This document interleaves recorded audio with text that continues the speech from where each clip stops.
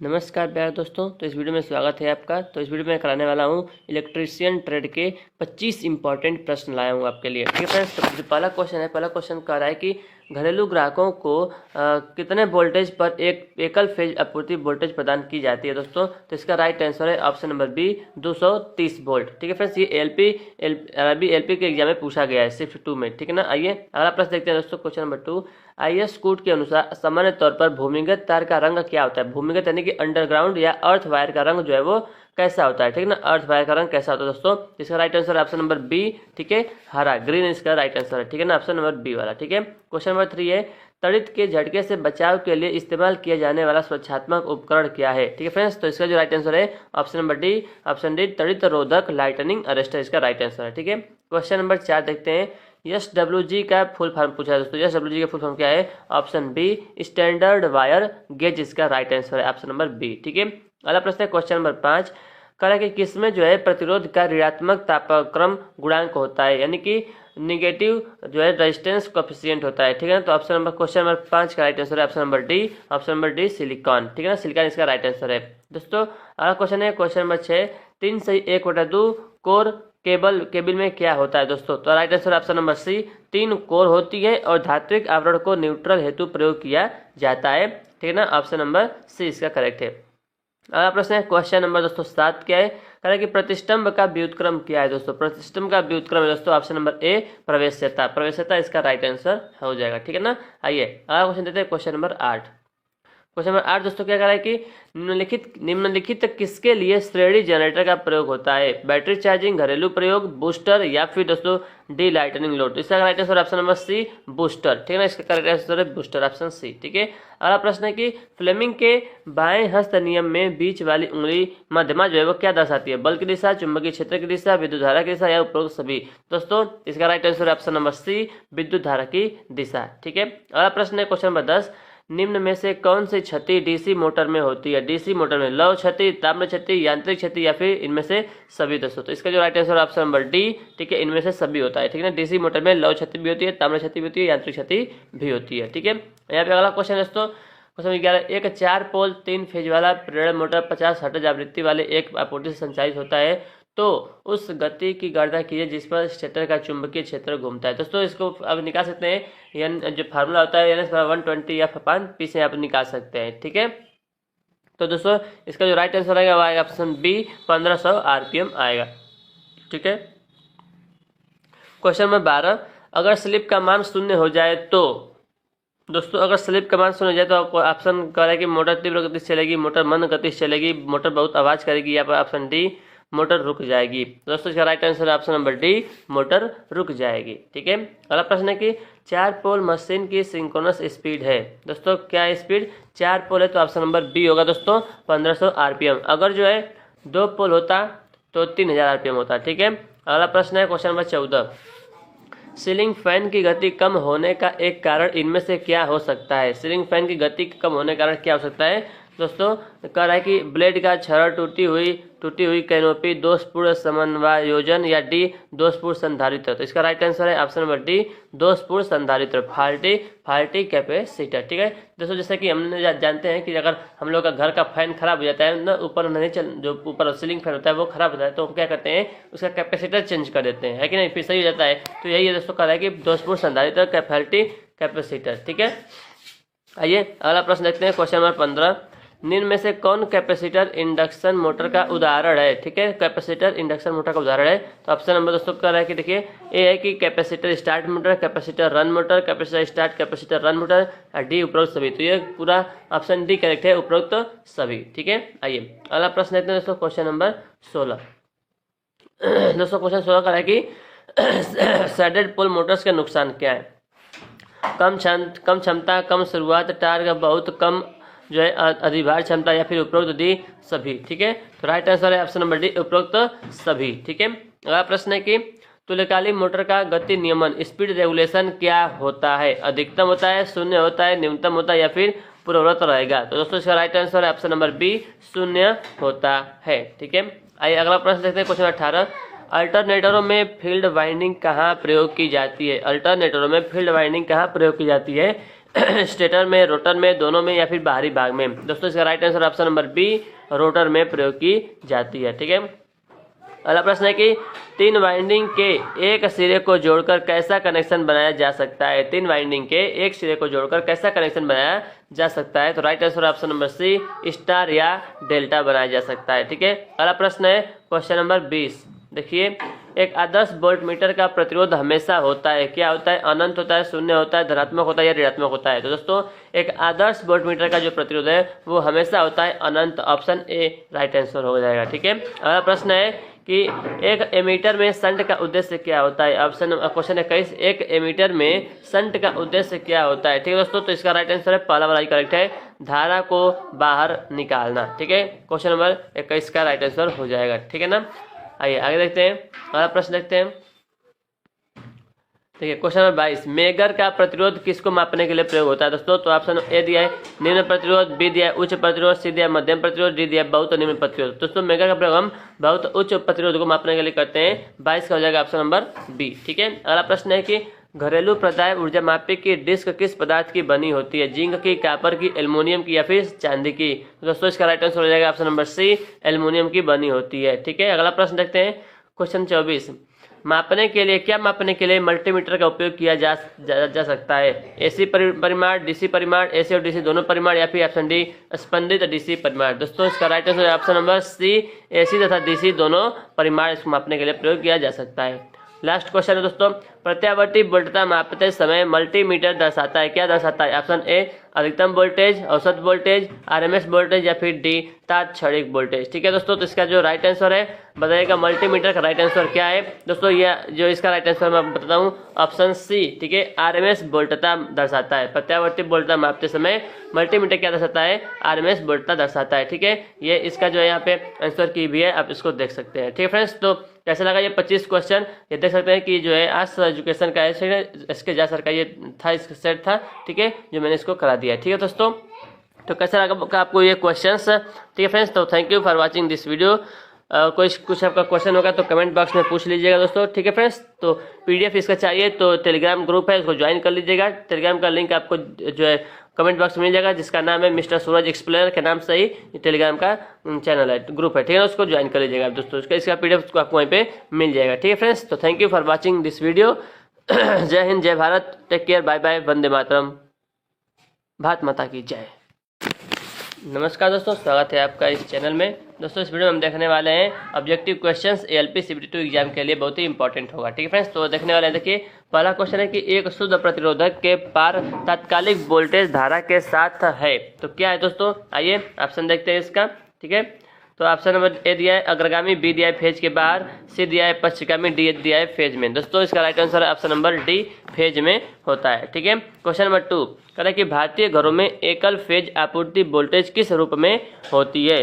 Option A दिया है कि सी से शीर्ष वोल्टेज, बी है डीसी वोल्टेज, सी है स्पंदित वोल्टेज, डी है आरएमएस वोल्टेज। ठीक है, इसका राइट आंसर है option number D, RMS voltage होती है। ठीक है, अगला प्रश्न है, यदि परिपथ का प्रतिरोध और प्रतिबाधा प्रत्येक 10 ओम है तो इसका शक्ति गुणांक क्या होगा दोस्तों। ठीक है, इसका राइट आंसर है ऑप्शन नंबर बी, यूनिटी होगा। ठीक है, अगर प्रतिरोध और प्रतिबाधा दोनों समान है तो पावर फैक्टर क्या होगा, एकल होगा, यूनिटी होगा। ठीक है, क्वेश्चन नंबर 4 देखते हैं। 3 वोल्टेज EA, EB और EC वाले एक 3 फेज वाली शक्ति प्रणाली में बराबर परिमाण होते हैं और ये एक दूसरे से किस पर जो है विस्थापित होते हैं, किस एंगल पर विस्थापित होते हैं। ठीक है ना दोस्तों, दिया है 100 degree, 180 degree, 90 degree, 120 degree. Right answer है ऑप्शन बी, 120 डिग्री। ठीक है, क्वेश्चन नंबर 5 देखते हैं। रूप गुणक किसका अनुपात होता है। रूप गुणक यानी कि फॉर्म फैक्टर किसका रेशियो होता है दोस्तों। ठीक है ना, तो इसका राइट आंसर है ऑप्शन नंबर डी वाला। ठीक है, आरएमएस मान और औसत मान, RMS value to average value, इसका राइट आंसर है। ठीक है, क्वेश्चन नंबर 6 देखते हैं।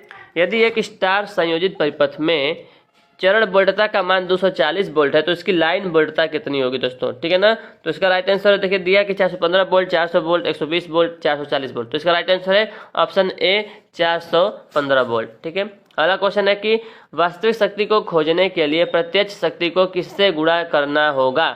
वास्तविक शक्ति को खोजने के लिए प्रत्यक्ष शक्ति को किसका गुणा करना पड़ेगा दोस्तों। आपूर्ति गुणांक, मापन गुणांक, अनुनाद आवृत्ति या फिर शक्ति गुणांक। तो इसका राइट आंसर दोस्तों ऑप्शन डी, पावर फैक्टर यानी कि शक्ति गुणांक से गुणा करना होगा। ठीक है, आइए देखते हैं क्वेश्चन नंबर 8। लाइन वोल्टेज का अर्थ क्या होता है दोस्तों? लाइन वोल्टेज ऑप्शन ए दिया है कि किसी भी दो फेज के बीच उपलब्ध वोल्टेज, बी दिया है भू संपर्कन और उदासीन के बीच उपलब्ध वोल्टेज, सी दिया है फेज और उदासीन के बीच वोल्टेज, और डी दिया है तीन फेज के बीच उपलब्ध वोल्टेज। दोस्तों तो इसका जो राइट आंसर है ऑप्शन नंबर ए वाला हो जाएगा, किसी भी दो फेज के बीच उपलब्ध वोल्टेज। ठीक है, क्वेश्चन नंबर 9, एक प्रत्यावर्ती राशि का रूप गुणक जो है किसका अनुपात होता है, यानी कि फॉर्म फैक्टर किसका अनुपात होता है दोस्तों? तो इसका अभी मैंने आपको बताया था। ठीक है, इसका करेक्ट ऑप्शन बी आरएमएस मान और औसत मान। ठीक है ना, option B the RMS value to the average value इसका राइट आंसर। क्वेश्चन नंबर 10 दिया है, एक श्रृंखला आरएलसी परिपथ में खपत शक्ति की गणना का उपयोग करके की जा सकती है। पी बराबर V I cos phi, B दिया है पी बराबर वी आई, सी दिया है पी बराबर आई आर, डी दिया है पी बराबर आई आर cos फाई। दोस्तों तो एक श्रृंखला आरएलसी परिपथ में खपत शक्ति की गणना कैसे कर सकते हैं दोस्तों? इसका right answer option A P बराबर वी आई cos फाई। ठीक है, क्वेश्चन नंबर 11 है कि प्रतिरोध और प्रतिबाधा का अनुपात होता है। प्रतिरोध और प्रतिबाधा का अनुपात क्या होता है दोस्तों? तो इसका ऑप्शन दिया है शक्ति गुणक, फॉर्म गुणक, आयाम या शक्ति। तो ऑप्शन ए करेक्ट है, शक्ति गुणक इसका राइट आंसर हो जाएगा। ठीक है, ऑप्शन नंबर ए करेक्ट है। अब क्वेश्चन नंबर 12, स्टार और डेल्टा संयोजन में संतुलित भार के लिए उपयुक्त शक्ति कितनी होती है? ठीक है, तो क्वेश्चन नंबर 12 दिया है, तो इसे फार्मूला दिया है दोस्तों, इसमें से कौन सा राइट आंसर है? ऑप्शन नंबर बी वाला है, √3 VL IL cos फाई। ठीक है, क्वेश्चन नंबर 13 दिया है, जैवक्रिय तरंग रूप का रूप गुणक क्या है? ठीक है, रूप गुणक यानी कि फॉर्म फैक्टर पूछ रहा है, साइन वेव का फॉर्म फैक्टर पूछ रहा है, तो इसका होता है ऑप्शन नंबर ए 1.11। ठीक है, अगला प्रश्न है कि ऐसी परिपथ में एक प्रतिक्रियाशील शक्ति किस अभिव्यक्ति को तब दी गई है? ठीक है ना, किस अभिव्यक्ति जो है पर दी गई है दोस्तों? ठीक है, ऐसी परिपथ में। ठीक है, तो इसका दोस्तों राइट आंसर देखिए, यहाँ पर ऑप्शन दिया है 14 का यहाँ पर। ठीक है ना फ्रेंड्स, तो इसका जो राइट आंसर है option D VRMS × IRMS × sin phi. ठीक है, क्वेश्चन नंबर 15, वह तत्व कौन सा है जो ऊर्जा को एक चुंबकीय क्षेत्र के रूप में संग्रहित करता है? ऑप्शन ए दिया नाइक्रोम बैरिस्टर, बी दिया टंगस्टन प्रतिरोधक, सी दिया कार्बन प्रेरक, या डी दिया यूरेका संधारित्र। ठीक है, तो दोस्तों इसका राइट आंसर है ऑप्शन नंबर सी कार्बन प्रेरक, कार्बन इंडक्टर। ठीक है, अगला प्रश्न है क्वेश्चन नंबर 16, प्रायः सभी वैद्युतिकी मापक यंत्र एसी के किस मान को दर्शाते हैं? शिखर मान, तात्कालिक मान, आरएमएस मान या फिर औसत मान? तो right answer option C RMS मान को। क्वेश्चन नंबर 17, प्रत्यावर्ती राशि के आरएमएस मान तथा औसत मान के अनुपात को क्या कहते हैं? आरएमएस मान और औसत जो है औसत मान के अनुपात को क्या कहते हैं दोस्तों? ऑप्शन सी फॉर्म फैक्टर कहते हैं। ठीक है, बहुत इंपॉर्टेंट है फॉर्म फैक्टर वाला। ठीक है, 18वां क्वेश्चन है, अगर दो प्रत्यावर्ती राशियों के बीच का अंतर 90 अंश हो तो क्या कहलाती है? तो option number correct B quadrature कहलाती है, क्वाड्रेचर। ठीक है, क्वेश्चन नंबर 19, धारा को प्रत्यावर्ती कहते हैं जब दोस्तों ए दिया है कि धारा का माप समय के साथ बदलता है, बी कह रहा है कि धारा का माप नहीं मान होगा, मान व दिशा समय के साथ बदलती है। तो ऑप्शन नंबर यहाँ पर बी ही करेक्ट हो जाएगा। ठीक है ना, धारा का मान व दिशा समय के साथ बदलती है। ठीक है, क्वेश्चन नंबर 20 देखते हैं दोस्तों, अधिकतम मान बटा आरएमएस मान, इसका राइट आंसर कौन सा होगा दोस्तों? ऑप्शन नंबर ए चरम गुणांक, इसको कहते हैं पीक फैक्टर। ठीक है, क्वेश्चन नंबर 21, जैवक्रिय धारा साइनोसाइडल करंट को I बराबर 70 sin 314 t द्वारा व्यक्त किया जाता है तो आवृत्ति होगी दोस्तों। तो इसका अगर सॉल्व करेंगे तो आएगा ऑप्शन बी 50 हर्ट्ज आएगा। ठीक है ना दोस्तों, जो साइन के बाद लिखा है 70 sin 314 t लिखा है ना, तो साइन ओमेगा का मान दिया है 314, ओमेगा बराबर होता है 2 पाई एफ, तो 2 पाई एफ का मान दिया है 314, तो एफ बराबर हो जाएगा 314 बटा 2 पाई। ठीक है, अब 314 में 2 पाई से भाग देंगे दोस्तों, आएगा 50। ठीक है ना, ऑप्शन बी करेक्ट हो जाएगा। क्वेश्चन नंबर दोस्तों देखते हैं 22। ठीक है, करें कि शुद्ध प्रतिरोधी परिपथ का शक्ति गुणांक होता है दोस्तों, शुद्ध प्रतिरोधी परिपथ का जो है प्रतिरोधी परिपथ का शक्ति गुणांक कितना होता है? इकाई होता है, ऑप्शन डी यूनिटी होता है। ठीक है ना, क्वेश्चन नंबर 23, शक्ति गुणांक कितना होता है? ऑप्शन ए जेड बटा आर, बी करें कि आर बटा जेड, सी है एक्सएल बटा जेड, या डी है एक्सी बटा जेड। तो दोस्तों राइट आंसर होगा ऑप्शन नंबर बी वाला। ठीक है ना, आर अपन जेड होता है शक्ति गुणांक, पावर फैक्टर। ठीक है, अगला प्रश्न देखते हैं क्वेश्चन नंबर 24, परिपथ का थीटा गुणांक बराबर, तो इसका क्या होता है दोस्तों? राइट आंसर इसका होता है ऑप्शन ए आर बटा जेड होता है। ठीक है, क्वेश्चन नंबर 25 देखते हैं, 3 फेज सप्लाई में वाइंडिंग का विद्युतीय विस्थापन होता है, कितना होता है दोस्तों? तो आप सब जानते होंगे, ऑप्शन बी 120 डिग्री होता है। ठीक है, क्वेश्चन नंबर देखते हैं 26, स्टार जोड़ में क्या होता है? लाइन करंट फेज करंट के बराबर होता है कि लाइन करंट जो है फेज करंट का √3 गुना होता है, कि लाइन करंट जो है फेज करंट का √3 मतलब डिवाइड होता है, या डी √3 जो फेज करंट है √3 लाइन करंट का √3 गुना होता है।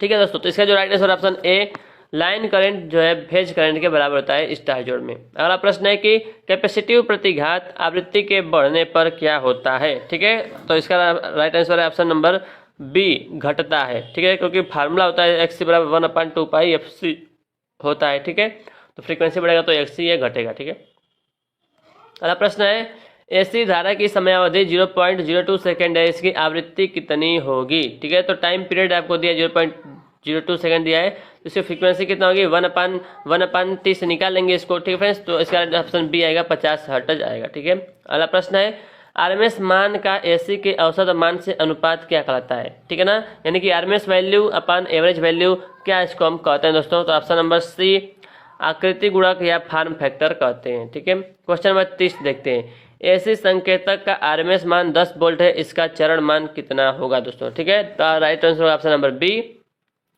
14.14 वोल्ट। ठीक है, इसमें जो है करड़ी में 2 से आप गुणा कर देंगे दोस्तों तो आ जाएगा। ठीक है, 10 वोल्ट में। क्वेश्चन 31 न्यूट्रल प्राप्त किया जाता है स्टार कनेक्शन द्वारा, डेल्टा कनेक्शन द्वारा, समांतर कनेक्शन द्वारा, किसी भी प्रकार कनेक्शन से।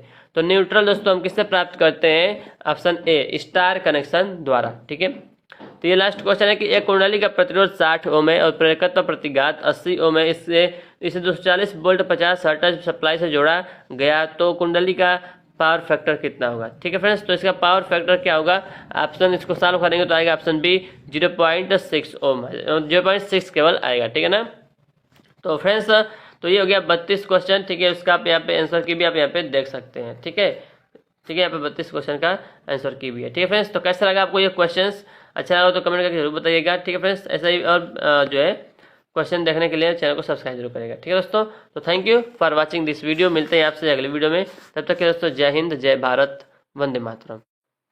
नमस्कार दोस्तों, स्वागत है आपका इस चैनल में। इस वीडियो में हम देखने वाले हैं एलपी CBT2 एग्जाम के लिए इंपॉर्टेंट इलेक्ट्रिशियन ट्रेड के क्वेश्चन। ठीक है फ्रेंड्स, तो इस वीडियो में हम 50 क्वेश्चन देखेंगे। ठीक है, तो ये है प्रैक्टिस सेट नंबर 3। ठीक है दोस्तों, तो आइए शुरू करते हैं। जो पहला क्वेश्चन आप देख रहे हैं, पहला क्वेश्चन लिखा है कि एक अर्ध तरंग दृष्टिकारी यानी कि एक हाफ वेव रेक्टिफायर की अधिकतम दक्षता क्या होती है। ठीक है फ्रेंड्स, ऑप्शन ए दिया 33.3, बी दिया 40.6, सी दिया 66.6, डी दिया 72.9। दोस्तों इसका राइट आंसर है ऑप्शन नंबर बी, 40.6% होता है। दोस्तों अगर आप चैनल पर नए हैं, चैनल को सब्सक्राइब कर लीजिएगा। ठीक है फ्रेंड्स, और अगर वीडियो आपने नहीं देखा है पिछला तो जरूर देखिएगा। ठीक है, दूसरा क्वेश्चन है कि यदि एक डीसी मोटर के आर्मेचर में 12 चालक प्रति स्लॉट के साथ 39 स्लॉट हैं तो चालकों की कुल संख्या क्या होगी। दोस्तों चालकों की कुल संख्या को हम जेड से दर्शाते हैं। जेड बराबर होता है यस इंटू सी। ठीक है, यस क्या है, यस दोस्तों नंबर ऑफ स्लॉट्स है। ठीक है ना, 39 स्लॉट हैं, और सी क्या है, नंबर ऑफ कंडक्टर है 12। तो दोस्तों दोनों का गुणा कर देना है, 39 गुणे 12 उसका गुणा करेंगे दोस्तों, तो ऑप्शन नंबर आ जाएगा बी आपका 468। ठीक है ना, 468 इसका राइट आंसर हो जाएगा। ठीक है, आइए दोस्तों अगला क्वेश्चन देखते हैं।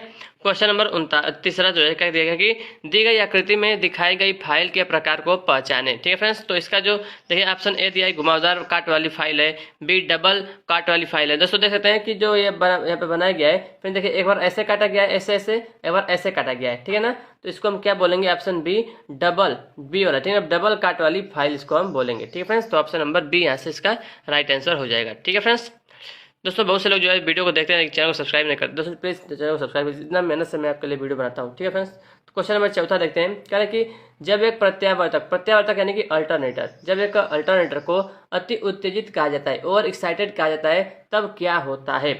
ए कह रहा है कि ऋणात्मक शक्ति गुणांक, बी कह रहा है कि एकता शक्ति गुणांक, सी कह रहा है पश्चगामी शक्ति गुणांक, या डी कह रहा है अग्रगामी शक्ति गुणांक। दोस्तों तो इसका जो राइट आंसर होगा वो है ऑप्शन नंबर सी। ठीक है ना, पश्चगामी शक्ति गुणांक। ठीक है, ये अल्टरनेटर के लिए पश्चगामी शक्ति गुणांक। ठीक है, आइए फ्रेंड्स अगला क्वेश्चन देखते हैं। Question number 5। ठीक है, क्या कह रहा है कि निम्नलिखित में से कौन सा इलेक्ट्रोड पाइप से भूसंपर्कन के लिए उपयोग किया जाता है। कौन सा इलेक्ट्रोड पाइप से भूसंपर्कन के लिए जो है प्रयोग किया जाता है, ताम्र प्लेट, खोखला जीआई रॉड, ठोस जीआई रॉड, या डी तांबे का ठोस रॉड। दोस्तों तो इसका जो राइट आंसर है ऑप्शन नंबर बी, खोखला जीआई रॉड। ठीक है ना, खोखला जीआई रॉड। ठीक है, आइए दोस्तों क्वेश्चन नंबर 6 देखते हैं। दोस्तों क्वेश्चन नंबर 6 क्या कह रहा है कि निम्नलिखित में से कौन से स्टार्टर का उपयोग डीसी मोटर में नहीं किया जा सकता है। ठीक है ना, कौन से स्टार्टर का प्रयोग डीसी मोटर में नहीं किया जा सकता है दोस्तों? तो इसका देखिए क्या करा कि 3 बिंदु स्टार्टर, 4 बिंदु स्टार्टर, स्टार डेल्टा स्टार्टर या 2 बिंदु स्टार्टर। दोस्तों तो डीसी मोटर में किसका उपयोग हम नहीं कर सकते हैं? Option number C, star delta starter. ठीक है ना, स्टार डेल्टा स्टार्टर का प्रयोग जो है हम डीसी मोटर में नहीं कर सकते। ठीक है, ऑप्शन नंबर सी इसका करेक्ट जवाब हो जाएगा। ठीक है ना फ्रेंड्स, तो आइए देखते हैं क्वेश्चन नंबर, ठीक है, अगला देखते हैं। ठीक है, क्वेश्चन नंबर 7 देखते हैं। ठीक है दोस्तों, देखते हैं। तो दोस्तों क्वेश्चन नंबर 7 में कह रहा है कि एक वृत्ताकार छिद्र के परिष्करण के लिए किस औजार का उपयोग करता है? ठीक है ना, ऑप्शन ए का है छेनी, बी है आधी गोल फाइल, सी है सपाट फाइल या डी है ड्रिल। तो दोस्तों इसका जो राइट आंसर है ऑप्शन नंबर बी, आधी गोल फाइल इसका राइट आंसर हो जाएगा। ठीक है दोस्तों, आइए अगला प्रश्न देखते हैं, क्वेश्चन नंबर 8। ठीक है, तो दोस्तों यहाँ पर कह रहा है कि दी गई आकृति में वोल्टमीटर द्वारा क्या मान दिखाया जाता है? वोल्टमीटर, जब वोल्टमीटर आपको दिख रहा होगा, ठीक है ना, तो यानी कि यहाँ पे वोल्टेज का मान पूछा है दोस्तों। तो यहाँ से यानी कि 1 ओम के अक्रॉस जो है, जहाँ पे देखिए 2 प्रतिरोध लगा है, एक 4 किलो ओम का है, एक 1 किलो ओम का है। तो इसके अक्रॉस जो है दोस्तों वोल्टेज पूछ रहा है कि इसके अक्रॉस वोल्टेज कितना होगा। ठीक है ना, तो दोस्तों देखिए इसमें से जो क्वेश्चन नंबर कौन सा है? 8 है। ठीक है ना फ्रेंड्स, इसका जो राइट आंसर होगा ऑप्शन नंबर डी वाला, 1 वोल्ट आएगा। ठीक है ना, देखिए 4 वोल्ट यहाँ पर हो जाएगा, 4 के अक्रॉस, और एक जो है 1 वोल्ट यहाँ पर आ जाएगा। ठीक है, तो ऑप्शन नंबर डी 1 वोल्ट जो इसका राइट आंसर हो जाएगा। ठीक है, अब आगे बढ़ते हैं, क्वेश्चन नंबर 9 देखते हैं। ठीक है, तो दोस्तों क्वेश्चन नंबर 9 क्या कर रहा है कि सोल्ड्रन के लिए अनुशंसित विन्यास क्या है? सोल्ड्रन के लिए अनुशंसित विन्यास क्या है दोस्तों? ऑप्शन ए है लैप जोड़, बी है तरंग जोड़, सी है स्कार्फ जोड़ और डी है बट जोड़। ठीक है फ्रेंड्स, तो दोस्तों इसका जो राइट आंसर हो जाएगा ऑप्शन नंबर ए, लैप जोड़ इसका जो है राइट आंसर हो जाएगा। ठीक है ना, लैप जोड़। ठीक है फ्रेंड्स, आइए अगला प्रश्न देखते हैं, क्वेश्चन नंबर 10। ठीक है, कठोर तारों को काटने के लिए कौन सी पकड़ सबसे उपयुक्त होती है? कठोर तारों को काटने के लिए ऑप्शन ए कह रहा है कि लांगनोज पकड़, बी है अभिबंधी पकड़, सी है तार स्ट्रिपर पकड़ और डी है विकर्णी कटर्स। ठीक है फ्रेंड्स, तो इसका जो राइट आंसर हो जाएगा वो ऑप्शन नंबर डी, विकर्णी कटर्स। ठीक है, डायगोनल कटर्स इसका राइट आंसर हो जाएगा। ठीक है, अगला प्रश्न देखते हैं, क्वेश्चन नंबर 11। ठीक है, विद्युत वाहक बल की दोस्तों इसाई इकाई क्या है? विद्युत वाहक बल यानी कि ईएमएफ की इसाई इकाई क्या है? ऑप्शन ए वोल्ट, बी ए का है न्यूटन, सी एम्पियर, डी वेबर। दोस्तों तो इसका जो राइट आंसर हो जाएगा ऑप्शन नंबर ए, वोल्ट इसका राइट आंसर हो जाएगा। ठीक है ना, आइए अगला क्वेश्चन देखते हैं, क्वेश्चन नंबर 12। ठीक है, ये क्रॉस वाला साइन से हट नहीं रहा है दोस्तों, जो ये क्रॉस वाला है ना। चलिए अगला क्वेश्चन है कि कह रहा है कि निम्नलिखित में से कौन एक अवरोधक नहीं है? ठीक है ना, ए है कांच, बी का है अभ्रक, सी है लकड़ी, डी है सोना। तो कौन सा एक अवरोधक नहीं है दोस्तों? तो इसका जो राइट आंसर है ऑप्शन नंबर डी, सोना। सोना एक क्या है? ये धातु है, यानी कि ये जो एक प्रकार का क्या है? कंडक्टर है, चालक है। ठीक है, अगला प्रश्न देखते हैं, क्वेश्चन नंबर 13। तो दोस्तों क्वेश्चन नंबर 13 क्या कर रहा है कि पाइप से भूसंपर्कन प्रतिरोध को नियंत्रित किया जा सकता है, तो क्या करके? ऑप्शन ए कह रहा है कि कंडक्टर को प्रतिस्थापित करके, तांबे का रॉड जोड़ के, नमक और पानी डाल के, या डी दोस्तों भूसंपर्कन रॉड की जगह नियंत्रित किया जा सकता है। तो दोस्तों इसका जो राइट आंसर हो जाएगा ऑप्शन नंबर सी, नमक और पानी डाल के जो है पाइप से भूसंपर्कन प्रतिरोध को नमक और पानी डाल के नियंत्रित किया जा सकता है। ठीक है, तो क्वेश्चन नंबर 13 का हो गया ऑप्शन नंबर सी करेक्ट हो गया। ठीक है, आइए क्वेश्चन नंबर 14 देखते हैं। एक क्वेश्चन बहुत ही इंपॉर्टेंट डिफरेंस। तो क्वेश्चन नंबर 14 कह रहा है कि तुल्यकालिक मोटर यानी कि सिंक्रोनस मोटर, ऑप्शन ए कह रहा है कि अनिवार्य रूप से स्वतः प्रारंभिक होते हैं, बी कह रहा है कि स्व प्रारंभिक नहीं होते हैं, सी कह रहा है स्व प्रारंभिक होते हैं, या डी कह रहा है इनमें से कोई नहीं। तो दोस्तों इसका जो राइट आंसर हो जाएगा ऑप्शन नंबर बी, स्व प्रारंभिक नहीं होते हैं, यानी कि सेल्फ स्टार्ट नहीं होते हैं। ठीक है दोस्तों, आइए अगला प्रश्न की ओर बढ़ते हैं, क्वेश्चन नंबर 15 की ओर। कह रहा है कि सेंटर टेप ट्रांसफार्मर से पूर्ण तरंग दृष्टिकारी बनाने के लिए कितने डायोड की आवश्यकता होती है? 3, 1, 4 या फिर 2। ठीक है, तो राइट आंसर हो जाएगा दोस्तों ऑप्शन नंबर बी, 2 डायोड की आवश्यकता होती है। सेंटर टेप ट्रांसफार्मर से पूर्ण तरंग दृष्टिकारी बनाने के लिए हमें 2 डायोड की आवश्यकता होती है। ठीक है, क्वेश्चन नंबर देखते हैं 16। ठीक है, क्या कह रहा है दोस्तों कि क्लीट वायरिंग में खांचे किससे बने होते हैं? चीनी मिट्टी से, तांबा से, कांच से या फिर इस्पात से बने होते हैं। ठीक है फ्रेंड्स, तो इसका जो राइट आंसर हो जाएगा ऑप्शन नंबर ए, चीनी मिट्टी से बने होते हैं। ठीक है, अगला प्रश्न है क्वेश्चन नंबर 17 क्वेश्चन कह रहा है कि निम्नलिखित में से किस मीटर को विद्युत रोधन परीक्षक माना जाता है? ठीक है। तो ऑप्शन ए कह रहा है कि मेगर, बी है आवृत्ति मीटर, सी है विद्युत रोधन, डी है वाट मीटर।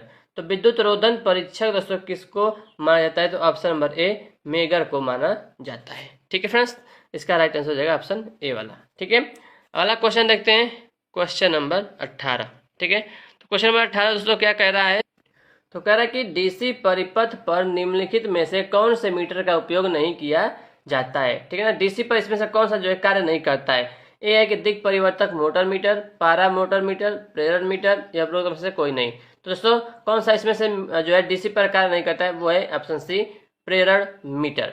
ठीक है, क्वेश्चन नंबर 19 देखते हैं दोस्तों।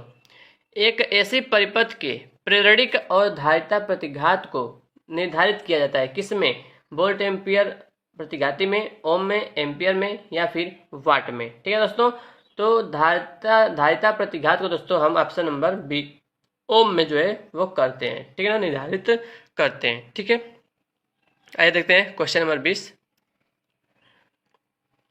दोस्तों क्वेश्चन नंबर 20 कह रहा है कि यदि परिपथ का प्रतिरोध और प्रतिबाधा प्रत्येक 10 ओम है तो इसका शक्ति गुणांक क्या होगा, शून्य होगा, एकल होगा, अग्रगामी होगा, या पश्चगामी होगा। तो दोस्तों इसका right answer option number B एकल होगा, यानी कि यूनिटी पावर फैक्टर होगा। ठीक है ना, अगला क्वेश्चन है कि निम्नलिखित में से टाका अनुप्रयोगों के लिए फ्लक्स के रूप में कौन सी धातु आमतौर पर पसंद नहीं की जाती है, borax, zinc chloride, ammonium chloride, या फिर लेड। ठीक है, तो दोस्तों इसका राइट आंसर है ऑप्शन नंबर डी लेड का प्रयोग जो है नहीं किया जाता है। ठीक है फ्रेंड्स, तो आइए अगला प्रश्न देखते हैं। कह रहा है कि सोल्डरिंग में फ्लक्स का मुख्य उद्देश्य निम्नलिखित में से क्या है। ठीक है ना, फ्लक्स का मुख्य उद्देश्य क्या है। ऑप्शन ए कह रहा है कि धातु की सतह को साफ और ऑक्साइड से मुक्त रखना, बी है गलनांक कम करना, सी है उचित बनावट सुनिश्चित करना, या डी है तापमान कम करना। ठीक है फ्रेंड्स, तो फ्लक्स का मुख्य उद्देश्य है ऑप्शन ए धातु की सतह को साफ और ऑक्साइड मुक्त रखना, इसका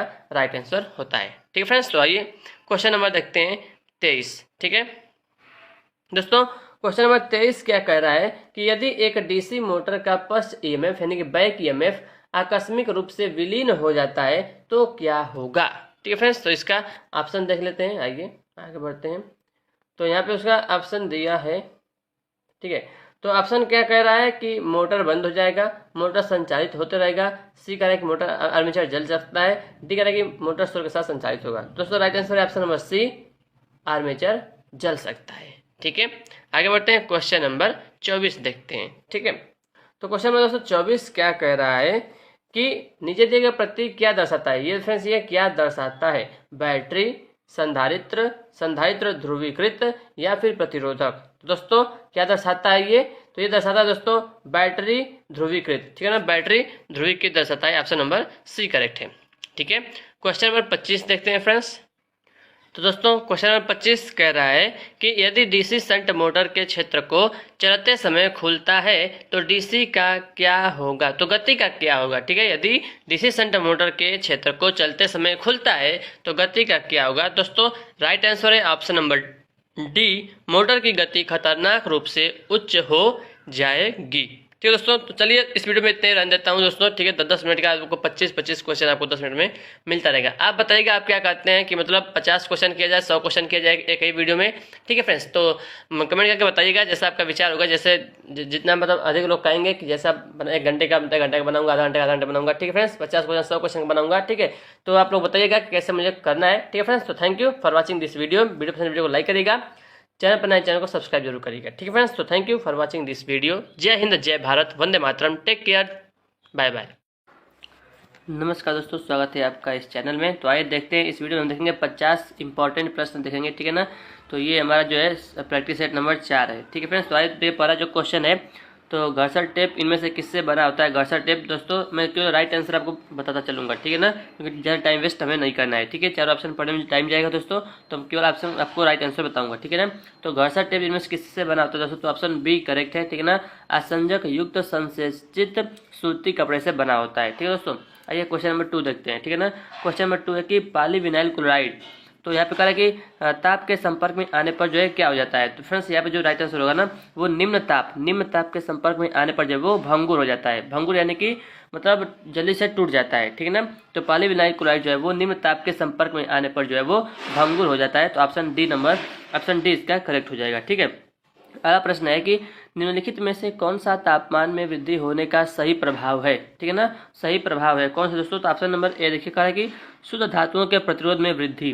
जी हाँ दोस्तों, तो जो है तापमान में अगर वृद्धि होता है, शुद्ध धातुओं के तापमान में वृद्धि होता है तो उसके प्रतिरोध में क्या होता है, वृद्धि होता है, ठीक है ना। क्योंकि जो दोस्तों इसका तापमान बढ़ता है तो प्रतिरोध भी बढ़ता है। जो धातुएं होती है ना, कंडक्टर जो चालक होते हैं, वो पॉजिटिव टेम्परेचर कोएफिशिएंट होता है उनका, ठीक है ना, धनात्मक प्रतिरोध गुणांक होता है। इसलिए जो है अगर धातुओं के तापमान में वृद्धि करते हैं तो प्रतिरोध में भी वृद्धि होता है, ठीक है दोस्तों। तो ऑप्शन ए इसका करेक्ट हो जाएगा, ठीक है। अगला प्रश्न है क्वेश्चन नंबर 4 कि प्रतिरोधों के समांतर संयोजन का तुल्य प्रतिरोध कितना होता है। प्रतिरोधों के समांतर संयोजन का तुल्य प्रतिरोध कितना होता है दोस्तों। तो ऑप्शन नंबर सी, प्रतिरोधों में से निम्नतम मान वाले प्रतिरोध से कम होता है। ऑप्शन नंबर सी इसका करेक्ट है, ठीक है। अगला प्रश्न लेते हैं क्वेश्चन नंबर 5, ठीक है। कह रहा है कि दो या दो से अधिक तारों को एक साथ जोड़ने की एक विधि है जिसमें वोल्टेज की न्यूनतम हानि होती है। तो इसमें से कौन सी ऐसी विधि है जो कि दो या दो से अधिक तारों को एक साथ जोड़ने की विधि है जिसमें जो है वोल्टेज की न्यूनतम हानि होती है दोस्तों। तो right answer option number C, splice, ठीक है ना, जोड़। ऑप्शन नंबर सी इसका करेक्ट है, ठीक है दोस्तों। अगर आप चैनल पर नए चैनल को सब्सक्राइब कर लीजिएगा, ठीक है फ्रेंड्स। तो बहुत से लोग चैनल को मतलब वीडियो को देखते हैं लेकिन लाइक नहीं करते, सब्सक्राइब नहीं करते हैं, ठीक है दोस्तों। तो इतना सबसे मतलब बस इतना उम्मीद रहती है आपसे, ठीक है। तो क्वेश्चन नंबर 6 देखते हैं। केबलों में शीथ का उपयोग के लिए किया जाता है। केबलों में शीथ का उपयोग क्यों किया जाता है दोस्तों। ऑप्शन ए कह रहा है कि उनका आकार बढ़ाने के लिए, उन्हें मजबूत बनाने के लिए, केबल में नमी के प्रवेश रोकने के लिए, विद्युत चुंबकीय व्यक्तिकरण को रोकने के लिए, ठीक है। तो इसका जो राइट आंसर दोस्तों ऑप्शन नंबर सी करेक्ट है, केबल में नमी के प्रवेश को रोकने के लिए, ठीक है ना। तो ऑप्शन नंबर सी करेक्ट है। अगला प्रश्न है क्वेश्चन नंबर 7, निम्नलिखित में से कौन सा गुण एक इंसुलेटिंग पदार्थ में नहीं होना चाहिए, ठीक है ना। तो कौन सा नहीं होना चाहिए। ऑप्शन ए, उच्च जल अवशोषण, तो यही नहीं होना चाहिए, ठीक है ना, वो जल अवशोषण नहीं करना चाहिए, ठीक है ना। तो ऑप्शन नंबर ए इसका गलत जवाब, मतलब इसका सही जवाब है इस क्वेश्चन का, ठीक है, ऑप्शन ए। क्वेश्चन नंबर 8 देखते हैं दोस्तों। अभ्रक जो है यानी कि माइका नामक सामग्री निम्न में से किसका उदाहरण है। जो अभ्रक माइका वो किसका एक उदाहरण है दोस्तों। तो ऑप्शन नंबर करेक्ट है इसका डी, ये विद्युत रोधी पदार्थ होता है। अभ्रक जो माइका है वो एक क्या है, विद्युत रोधी पदार्थ होता है, ठीक है दोस्तों। अगला प्रश्न करें कि निम्न में से कौन सा पावर केबल का भाग नहीं है। पावर केबल का भाग नहीं है, ठीक है। तो इसका ऑप्शन देख लेते हैं। पावर केबल का भाग नहीं है, चालक, परावैद्युत, शीथ या फिर लोड। तो पावर केबल का भाग नहीं है, ऑप्शन नंबर डी, लोड, ठीक है ना, ऑप्शन नंबर डी सही है। अगला प्रश्न है कि एक गैर हाइग्रोस्कोपिक विद्युत रोधन पदार्थ जिस पदार्थ को इंगित करता है उसमें निम्न में से कौन सा गुण मौजूद होता है, ठीक है। तो कौन सा गुण मौजूद है दोस्तों, इसमें से करेक्ट है ऑप्शन नंबर सी, यह हवा या मिट्टी से नमी अवशोषित नहीं करता, ठीक है ना। तो ऑप्शन नंबर सी इसका करेक्ट है, क्वेश्चन नंबर 10 का, ठीक है। अगला प्रश्न देखते हैं। जब रेजिस्टेंस कलर कोड को 4 बैंड रजिस्टर पर दाएं से बाएं पढ़ा जाता है तो बैंड रजिस्टर का सहिष्णुता मान देता है। कौन सा बैंड जो है वो रजिस्टर का सहिष्णुता मान देता है दोस्तों, ठीक है ना। तो ऑप्शन नंबर इसमें देखिए करेक्ट कौन सा, देखिए करेक्ट कि तीसरा, दूसरा, पहला या फिर चौथा, ठीक है ना। तो सहिष्णुता पूछा दोस्तों, सहिष्णुता कौन सा ऐसा हो जाएगा, ठीक है दोस्तों। इसका जो right answer option number C, प्रथम, ठीक है ना, पहला वाला। मतलब दोस्तों याद रखिएगा कि ये कह रहा है कि दाएं से बाएं, ठीक है, लेकिन अगर हम बाएं से दाएं पढ़ेंगे तो इसका ऑप्शन जो होगा डी होगा, चौथा सही होगा, ठीक है ना। बाएं से दाएं चौथा वाला होता है, लेकिन अगर कह रहा है कि दाएं से बाएं पढ़ा जाए तो कौन सा जो है वो सहिष्णुता का मान देता है, टॉलरेंस, ठीक है ना। तो ऑप्शन नंबर यहाँ पर सी, पहला सही हो जाएगा, ठीक है ना। आइए अगला प्रश्न देखते हैं, क्वेश्चन नंबर 12। निम्नलिखित में से किस प्रकार के तारों को रोमेक्स ब्रांड नाम से भी जाना जाता है, ठीक है फ्रेंड्स। तो ऑप्शन नंबर करेक्ट इसका डी, गैर धात्विक आच्छादित तार, ऑप्शन डी इसका करेक्ट हो जाएगा, ठीक है। क्वेश्चन नंबर 13 देखते हैं। निम्नलिखित में से कौन सा एक केबल को भौतिक नुकसान से बचाता है, आर्मर, कंडक्टर, इंसुलेशन या शीथ। तो राइट आंसर है ऑप्शन नंबर ए, आर्मर, ठीक है ना, आर्मर बचाता है, ठीक है। क्वेश्चन नंबर है 14। एफ श्रेणी इंसुलेटर का प्रतिबंधक तापमान कितना होता है दोस्तों। देखिए ये 7 प्रकार का होता है इंसुलेटर, ठीक है ना, वाई, ए, ई, बी, एफ, एच, सी, 7 प्रकार का होता है। तो एफ का पूछा है दोस्तों तो ऑप्शन ए करेक्ट हो जाएगा, ठीक है ना। नहीं देखिए एफ वाला पूछ रहा है ना, तो फ्रेंड्स इसका जो राइट आंसर हो जाएगा ऑप्शन नंबर डी, 155 हो जाएगा, ठीक है ना। तो याद कर लीजिएगा इसको, ठीक है। आइए अगला प्रश्न लेते हैं, क्वेश्चन नंबर 15। निम्नलिखित में से किस पदार्थ में उच्चतम परावैद्युत क्षमता है, हवा में, SF6 गैस में, कागज में या फिर विखनिजित जल में। तो इसमें से जो उच्च परावैद्युत सामर्थ्य है वो किसका दोस्तों, option number B, SF6 gas का, ठीक है। क्वेश्चन नंबर 16, केबल की इंसुलेशन की प्रतिरोधकता तापक्रम बढ़ने पर क्या होता है? केबल की इंसुलेशन की प्रतिरोधकता दोस्तों तापक्रम बढ़ने पर क्या होता है? तो ऑप्शन नंबर डी करेक्ट है, चरघातांकीय रूप से घटेगी, चरघातांकीय रूप से घटेगी। ठीक है, अगला प्रश्न देखते हैं। एकल कोर केबल में सामान्यतः प्रदान नहीं करते हैं, क्या नहीं प्रदान करते हैं दोस्तों? तो option number B, steel armouring प्रदान नहीं करते हैं। सिंगल कोर केबल में जो है सामान्यतः स्टील आर्मरिंग प्रदान नहीं करते हैं। ठीक है, क्वेश्चन नंबर 18 देखते हैं दोस्तों। ठीक है, परावैद्युत पदार्थ होते हैं, क्या होते हैं दोस्तों? तो अच्छे चालक, कुचालक, प्रतिरोधी, संधारित्र क्या होते हैं? तो परावैद्युत पदार्थ जो है वो कुचालक होते हैं। क्या होते हैं? कुचालक होते हैं, ऑप्शन बी। क्वेश्चन नंबर 19, निम्न में से किसका प्रतिरोध के लिए ऋणात्मक तापमान गुणांक है? ठीक है ना, किसका प्रतिरोध के लिए ऋणात्मक तापमान गुणांक है दोस्तों? तो आइए इसका ऑप्शन देखते हैं। टंगस्टन, कार्बन, नाइक्रोम या फिर प्लेटिनम। तो इसका करेक्ट है ऑप्शन बी, कार्बन। ठीक है, अगला प्रश्न देखते हैं। क्वेश्चन नंबर 20, रोधन पदार्थ में क्या होना आवश्यक है? तो किसका होना आवश्यक है दोस्तों? तो देखिए ऑप्शन ए, निम्न परावैद्युतांक, उच्च प्रतिरोधकता, सी का उच्च परावैद्युत सामर्थ्य, डी उपयुक्त सभी। तो ऑप्शन डी इसका करेक्ट है। ठीक है ना, उपयुक्त सभी चीजें जो है होनी आवश्यक है। ठीक है, अगला प्रश्न है क्वेश्चन नंबर 21, किटकैट फ्यूज किससे निर्मित होते हैं? किटकैट फ्यूज जो है किससे निर्मित होते हैं दोस्तों? तो ऑप्शन ए, पोर्सलिन से निर्मित होते हैं, याद रखिएगा, पोर्सलिन से निर्मित होते हैं। ठीक है ना, निम्न में से VIR का सही पूर्ण रूप क्या है? यानी VIR का फुल फॉर्म पूछ रहा है, इसका होता है दोस्तों option number C, vulcanised India rubber. Vulcanised India rubber, option C जो है इसका राइट आंसर हो जाएगा। ठीक है ना, क्वेश्चन नंबर 23 देखते हैं। XLPE केबल का अनुमत प्रचलात्मक जो है प्रचालनात्मक तापमान क्या है? XLPE केबल का। ठीक है, तो राइट आंसर है ऑप्शन ए, 90 डिग्री सेल्सियस। ठीक है ना, ऑप्शन ए 90 डिग्री सेल्सियस। अगला प्रश्न है, विद्युत ऊर्जा केबल में चालकता हेतु तांबा का प्रयोग रूप में किया जाता है। तो तांबा का प्रयोग दोस्तों किसके साथ क्यों किया जाता है? तो ऑप्शन नंबर डी, अनिलन रूप में किया जाता है, ऑप्शन डी इसका करेक्ट हो जाएगा। ठीक है, क्वेश्चन नंबर 25 देखते हैं।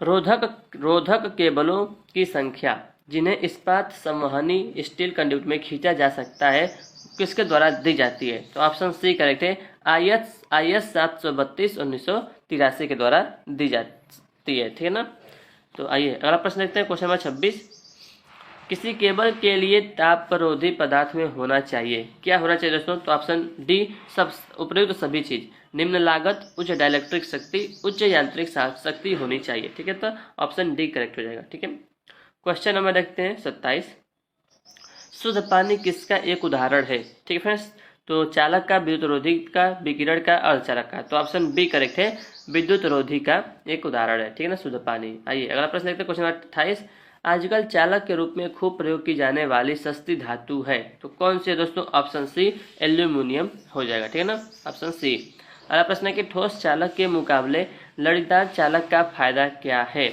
तो इसका राइट आंसर है ऑप्शन ए, ज्यादा लचीला। ठीक है, ऑप्शन ए करेक्ट है, ज्यादा लचीला। अगला प्रश्न है, निम्नलिखित में से किस पदार्थ का तापमान गुणांक जो है वो शून्य के आसपास होता है? ठीक है ना, शून्य के आसपास होता है। तो आइए देखते हैं इसका जो ऑप्शन क्या दिया है।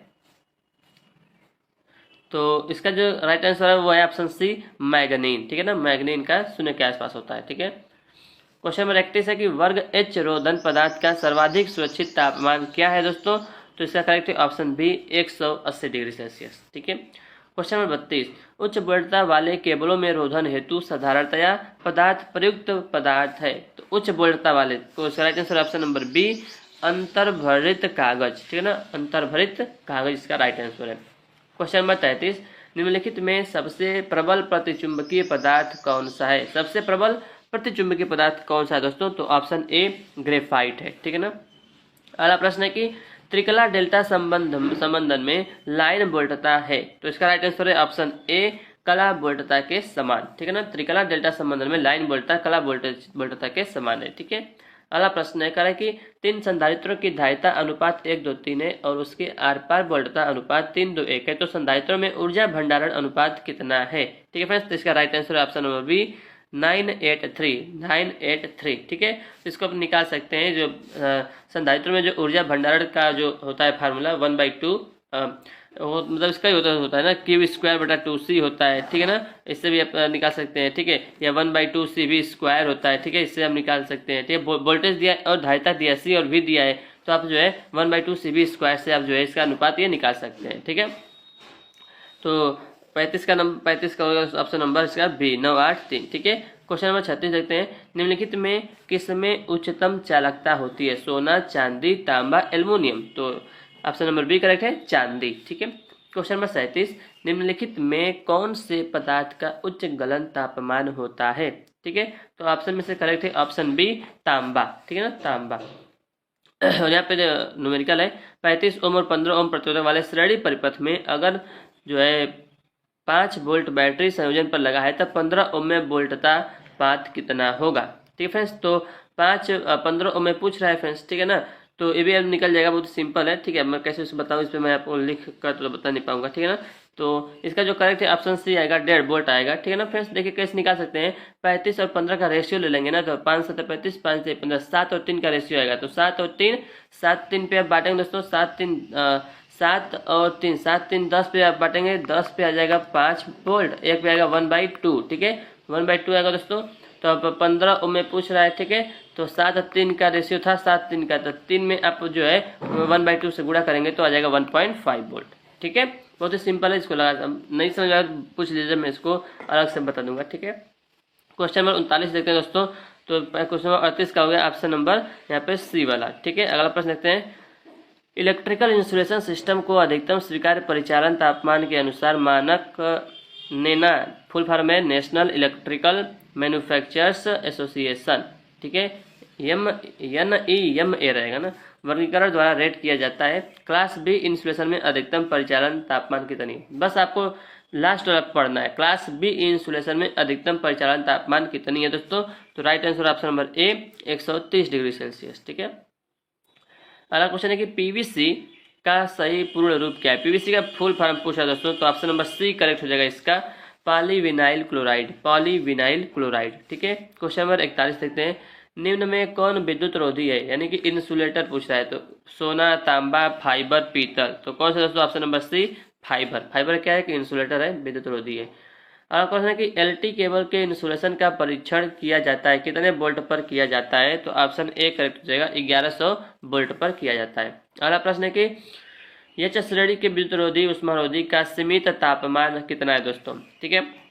तो राइट आंसर है option number B, 180 degree Celsius. अगला प्रश्न है केबल में कवच वाले किसी तार की उपयोगिता क्या है, केबल में कवच वाले किसी तार की उपयोगिता क्या है, तो राइट आंसर है ऑप्शन नंबर डी, यांत्रिक सुरक्षा, यांत्रिक सुरक्षा। अगला प्रश्न है किसी विद्युतरोधी सामग्री में होना चाहिए, तो क्या होना चाहिए दोस्तों, ऑप्शन बी करेक्ट है, कम लागत, उच्च परावैद्युत शक्ति और उच्च यांत्रिक मजबूती होना चाहिए। क्वेश्चन नंबर 46, किसी 11 किलोवोल्ट वाले केबल के लिए वांछित खाई होती है, यानी कि जो सैग है, यानी कि जो डिस्टेंस है वो, ये वांछित खाई कितनी होनी चाहिए दोस्तों, ऑप्शन नंबर डी, 0.9 मीटर होनी चाहिए, ठीक है।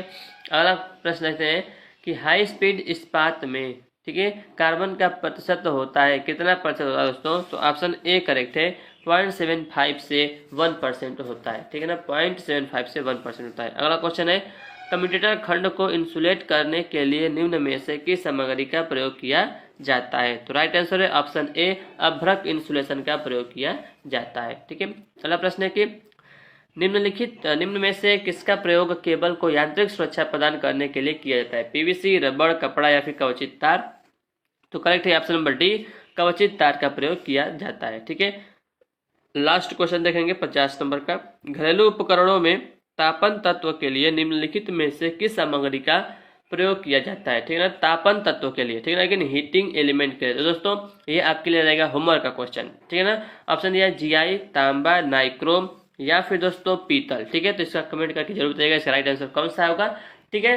तो आप कमेंट करेंगे तो मैं भी आपको बता दूंगा कि कौन सा सही आंसर है, ठीक है ना दोस्तों। तो वीडियो अच्छा, वीडियो को लाइक करिएगा, बहुत मेहनत से मैं आपके लिए वीडियो बनाता हूँ, ठीक है फ्रेंड्स, वीडियो बनाने में मेहनत लगती है, गला जो है सूख जाता है, ठीक है। और फ्रेंड्स सब ऐसे ही और वीडियोज के लिए चैनल को सब्सक्राइब जरूर करिएगा, वीडियो को लाइक करिएगा, ठीक है फ्रेंड्स। तो thank you for watching this video, take care, bye bye, अपना ख्याल रखिएगा, छोटे बच्चों का सम्मान करेगा, बड़ों का तब छोटे बच्चों का प्यार करेगा, बड़े लोगों का सम्मान करेगा, ठीक है दोस्तों। Thank you for watching this video, जय हिंद, जय भारत, वंदे मातरम। नमस्कार दोस्तों, तो प्रैक्टिस सेट नंबर 5 में आपका स्वागत है। तो आइए शुरू करते हैं। इस वीडियो में हम बहुत ही इंपॉर्टेंट क्वेश्चन देखने वाले हैं जो एएलपी CBT एग्जाम के लिए बहुत ही इंपॉर्टेंट होगा, ठीक है। और आरआरबी जेईई का भी आप तैयारी कर रहे हैं तो उसके लिए भी इंपॉर्टेंट होगा, ठीक है। तो पहला क्वेश्चन है, किसी डीसी जनरेटर में इंटरपोल फील्ड कॉइल जुड़ी होती है, किससे जुड़ी होती है? ऑप्शन नंबर 4, आर्मेचर वाइंडिंग के साथ श्रृंखला में जुड़ी होती है, ठीक है। बहुत ही इंपॉर्टेंट क्वेश्चन है दोस्तों, ठीक है ना। प्रश्न, किसी पूर्णतया आवेशित सीसा अम्ल बैटरी का विशिष्ट गुरुत्व क्या है? तो ऑप्शन नंबर 2 1280 होता है। अगला प्रश्न की कार पूछ रहा है कि दोस्तों कि स्टेयर केस वायरिंग यानी कि सीढ़ी वायरिंग में जो है कौन से प्रकार का जो है स्विच प्रयोग किया जाता है सीढ़ी वायरिंग में, ठीक है। तो इंटरमीडिएट स्विच का प्रयोग किया जाता है, ठीक है। कह रहा है कि जो इंसुलेटिंग मटेरियल है उसको क्या होना चाहिए? तो ऑप्शन 1 करेक्ट है, low cost, high dielectric strength और हाई मैकेनिकल स्ट्रेंथ होना चाहिए, ठीक है। अगला प्रश्न है कि भारत में बिजली की प्रचलन आवृत्ति कितना है? तो 50 हर्ट्ज है, ठीक है। किसी इलेक्ट्रिक बूस्टर के लिए किस प्रकार के जनरेटर का उपयोग किया जाना चाहिए? तो ऑप्शन 4 सीरीज जनरेटर का उपयोग करना चाहिए, ठीक है। और यहाँ पर जो है वोल्टेज पूछ रहा है दोस्तों, तो बहुत ही मतलब V बराबर IR होता है। तो I का मान दिया 1 एम्पियर, R का मान दिया 40 ओम, तो 1 × 40 बराबर 40 वोल्ट, ठीक है। करें कि which type of fire extinguisher is used with electric fire? तो हेलोन या CTC टाइप का प्रयोग किया जाता है, ठीक है। ल्यूमेन प्रति वाट किसकी इकाई है? तो ऑप्शन नंबर 2 करेक्ट है, ठीक है। तीव्र कार्य निष्पत्ति यानी कि ल्यूमिनस एफिशिएंसी का इकाई है, ठीक है।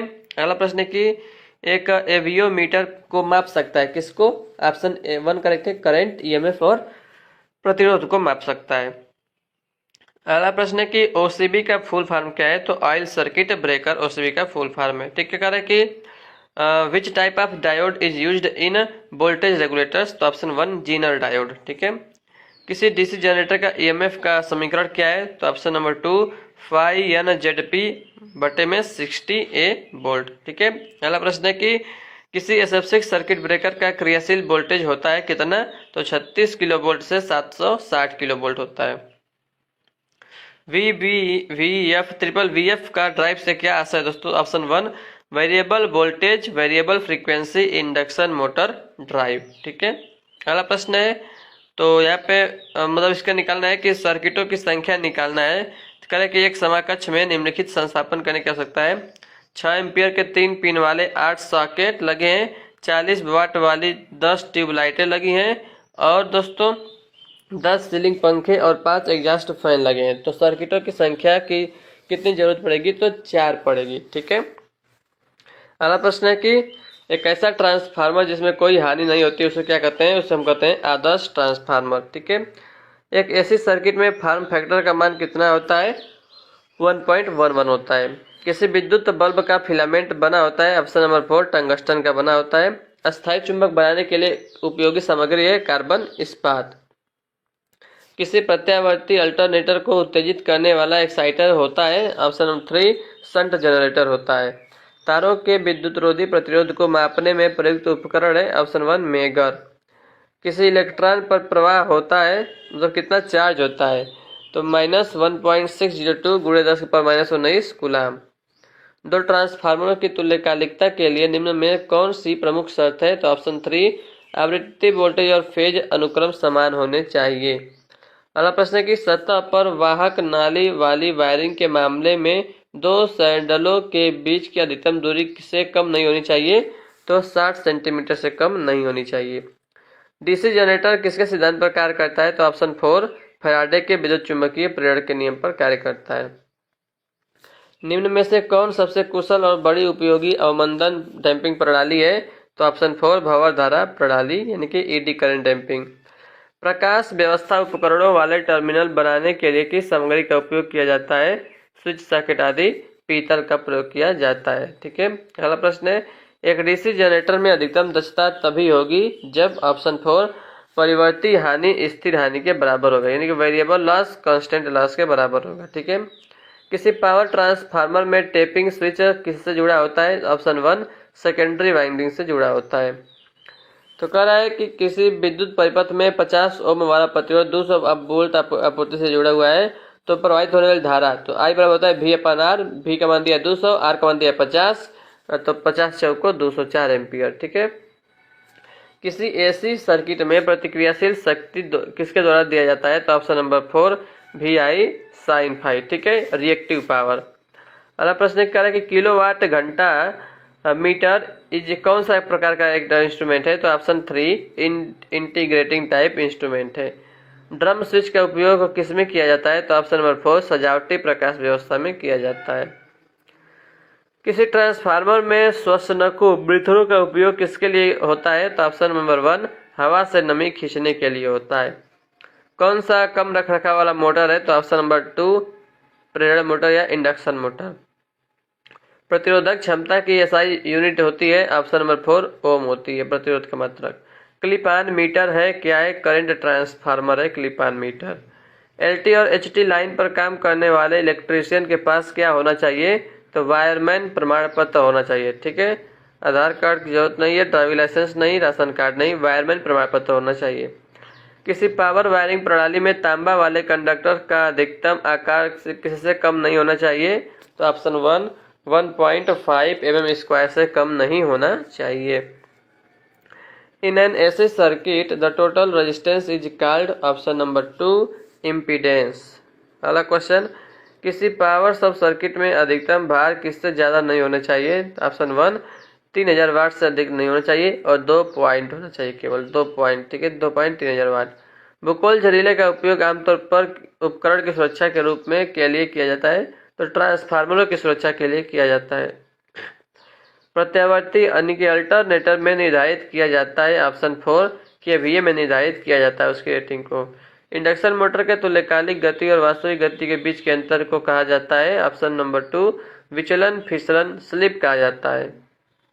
अधिकांश सिंगल फेज वाले मोटरों में आमतौर पर किस प्रकार की वाइंडिंग का प्रयोग किया जाता है? ऑप्शन नंबर 3 कंसेंट्रिक वाइंडिंग का प्रयोग किया जाता है। ठीक है ना, कंसेंट्रिक वाइंडिंग का प्रयोग किया जाता है। पोटेंशियल ट्रांसफार्मर एक होता है तो क्या होता है? ऑप्शन 3 स्टेप डाउन ट्रांसफार्मर होता है। ठीक है, और जो करंट ट्रांसफार्मर होता है वो स्टेप अप ट्रांसफार्मर होता है। कौन सा दोलक यानी कि ऑसिलेटर ज्यादा स्थिर रहता है? तो ऑप्शन 2 क्रिस्टल कंट्रोल्ड ऑसिलेटर। अगला क्वेश्चन, छुपाई गई या वाहिका नली वाली जो है वायरिंग को और क्या कहते हैं? तो भूमिगत नाली पाइप वायरिंग भी कहते हैं। ठीक है, इसे बोलते हैं कंसील्ड कंड्यूट वायरिंग बोलते हैं, इसी को भूमिगत नाली पाइप वायरिंग भी बोलते हैं। क्वेश्चन नंबर 50 देखते हैं, विद्युत कार्य के लिए किस तरह के जूतों का उपयोग किया जाता है? तो ऑप्शन नंबर 2 मोटे रबड़ सोल वाले चमड़े के जूते का प्रयोग किया जाता है। ठीक है फ्रेंड्स, तो 50 क्वेश्चन हमने देखा इस वीडियो में। अगले वीडियो में हम फिर देखेंगे 50 क्वेश्चन। ठीक फ्रेंड्स, तो कैसा लगा आपको वीडियो कमेंट करके बताइएगा। Thank you for watching this video. जय हिंद, जय भारत, वंदे मातरम। प्रैक्टिस सेट नंबर 6 में आपका स्वागत है। तो आइए देखते हैं क्वेश्चन, इंपॉर्टेंट क्वेश्चन दोस्तों। ठीक है, तो पहला क्वेश्चन है कि मैं आपके लिए जो है जहाँ से भी इंपॉर्टेंट क्वेश्चन मिलता है दोस्तों कि लगता है कि हाँ LPCVD2 में पूछ सकता है, तो मैं आपके लिए वो लाता हूँ। ठीक है फ्रेंड्स, तो देखिए, चल कॉइल प्रकार वाले उपकरण पर काम करते हैं? तो ऑप्शन नंबर 2 DC आपूर्ति पर काम करते हैं। ठीक है फ्रेंड्स, आइए अगला क्वेश्चन देखते हैं। MG सेट और रोटरी कन्वर्टर जो है बदल देते हैं? तो क्या ऑप्शन नंबर 3 AC को DC आपूर्ति में बदल देते हैं? ठीक है दोस्तों, चैनल पर नए चैनल को सब्सक्राइब करिएगा, वीडियो को प्लीज लाइक करिएगा। ठीक है, 5 HP तक 3 phase 415 volt 50 hertz squirrel cage प्रेरण मोटर जो है के उपयोग से शुरू किया जा सकता है? तो ऑप्शन नंबर 2 DOL स्टार्टर के उपयोग से शुरू किया जा सकता है। ठीक है, 5 HP है तो DOL से स्टार्ट कर सकते हैं। ठीक है, किसी DC मोटर की दिशा द्वारा बदली जा सकती है? तो ऑप्शन 1 करेक्ट है, प्रत्यावर्ती फील्ड या आर्मेचर में किसी एक से जुड़े संयोजन द्वारा बदली जा सकती है। अगला प्रश्न है कि संकीर्ण जगहों में काम करने के लिए किस प्रकार के प्लायर्स का उपयोग किया जाता है? तो ऑप्शन नंबर 4 लंबे नोकदार प्लायर्स का उपयोग किया जाता है। ठीक है, लॉन्ग नोज प्लायर का उपयोग किया जाता है। निम्न में से कौन विद्युत रोधी है? तो ऑप्शन नंबर 2 फाइबर विद्युत रोधी है। 3 फेज वाले स्क्वायरल केज मोटर का शुरुआती करंट होता है? तो ऑप्शन 1 निर्धारित करंट से 5 से 6 गुना होता है। एक अवरोधक पर चांदी वाली पट्टी के लिए सहनशीलता टॉलरेंस क्या है? तो ऑप्शन नंबर 4 है ±10%। ठीक है, अगर सोना रहता गोल्ड का ± जो है 5% होता है। ठीक है, और सिल्वर का ±10% होता है। ठीक है, और अगर कोई भी कलर नहीं है तो ±20% होता है। अगला क्वेश्चन है कि टोरायड एक होता है? ऑप्शन नंबर 4 तार की कुंडलीकृत कॉइल होता है। ठीक है। अगला प्रश्न है पश्च अंतराल बैक पिच शब्द आमतौर पर किसके संदर्भ में प्रयुक्त होता है? तो option number 4 DC armature winding के संदर्भ में प्रयुक्त होता है। किस प्रकार की वाइंडिंग में कॉइलें एक दूसरे के साथ परस्पर जो है वो आच्छादी होती हैं? तो ऑप्शन नंबर 1 चैन वाइंडिंग में होती हैं। ठीक है। विद्युत मापी उपकरणों में हेयर स्प्रिंग की बनाई जाती है? तो ऑप्शन नंबर जो 3 है फास्फर ब्रांच होता है, फास्फर ब्रांच का बनाया जाता है। ठीक है। रेती में प्रयुक्त होने वाली सामग्री है? ऑप्शन 1 उच्च कार्बन स्टील। अगला प्रश्न है कृत्रिम श्वसन की साधारण और आसान विधि क्या है? तो ऑप्शन नंबर 4 मुंह से नाक वाली विधि है। ठीक है। देख सकते हैं कि मुंह से मुंह वाला विधि है, लेकिन मुंह से नाक वाली विधि जो है आसान विधि यहाँ पे बताया जा रहा है। ठीक है। किसी सीसा अम्ल बैटरी में प्रति सेल नेगेटिव प्लेटों की संख्या किसके बराबर होती है? तो ऑप्शन नंबर 2 पॉजिटिव प्लेटों की संख्या से +1 होती है। ठीक है। अगला प्रश्न है कि एक कार्बन प्रतिरोधक का रंग कोड दिया है, लाल, फिर पीला, फिर भूरा और अंत में सिल्वर दिया है। ठीक है। तो सिल्वर का ±10% होता है। ठीक है। तो 10 माइनस जो है 2 ऑप्शन दिया है, तो जो लाल है, फिर पीला है, फिर भूरा है, तो ये हो जाएगा 2410 ±10%। ठीक है। ये आता है कलर कोडिंग, आप इसको सिंपल है जानते होंगे। एक वेव वाइंडिंग में समांतर पथों की संख्या होती है दोस्तों, ऑप्शन नंबर 2। देखिए ये गलत दिया है। ठीक है ना, वेव वाइंडिंग में 2 होता है। ठीक है ना, ऑप्शन 4 इसका करेक्ट है। ठीक है ना, एक वेव वाइंडिंग में समांतर पथों की संख्या दोस्तों वो 2 होती है, और लैप वाइंडिंग में जो है नंबर ऑफ पोल के बराबर होती है। ठीक है ना, याद रखिएगा, ये गलत दिया है। ठीक है। एम्पियर जो है किसकी इकाई होती है दोस्तों? तो ऑप्शन नंबर 2 विद्युत धारा की एसआई इकाई होती है। किसी जीआई भूयोजन प्लेट की माप क्या है दोस्तों? तो 60 सेंटीमीटर गुणे 60 सेंटीमीटर गुणे 6.35 mm होता है। ठीक है, ये जीआई के लिए। एचआरसी फ्यूज का आशय क्या है दोस्तों? इसका एचआरसी का फुल फॉर्म पूछ रहा है, तो हाई रेप्चुरिंग कैपेसिटी फ्यूज होता है। ठीक है, हाई रेप्चुरिंग कैपेसिटी। आईएसआई के नियमों के अनुसार छत के किसी पंखे की ऊंचाई रखना जरूरी है, कितना? 2.75 मीटर। ठीक है। अगला प्रश्न है कि किसी 11 केवी वाले केबल के लिए वांछित खाई होती है? तो ऑप्शन 1 0.9 मीटर होती है। बीआईएस के अनुसार किसी संस्थापन में पूर्ण भार की अवस्था में अधिकतम वोल्टेज ड्रॉप कितना से ज़्यादा नहीं होना चाहिए? तो 3% से ज़्यादा नहीं होना चाहिए। स्टेपर मोटर एक होता है? तो स्टेपर मोटर एक सिंगल फेज एसी मोटर होता है। किसी सीरीज परिपथ में कुल प्रतिरोध की गणना कौन से सूत्र से करते हैं? तो R बराबर R1 + R2 + R3 से करते हैं, ऑप्शन 4। अगला प्रश्न है कि CFL का फुल फॉर्म क्या है? तो ऑप्शन 1 कॉम्पैक्ट फ्लोरेसेंट लैंप। ठीक है। अगला प्रश्न पूछ रहा है कि किसी एकल फेज इंडक्शन मोटर की शुरुआती और रनिंग वाइंडिंग के बीच का जो विद्युतीय कोण होता है, इलेक्ट्रिकल एंगल होता है, वो कितना होता है? तो ऑप्शन 2 90 डिग्री होता है। ठीक है।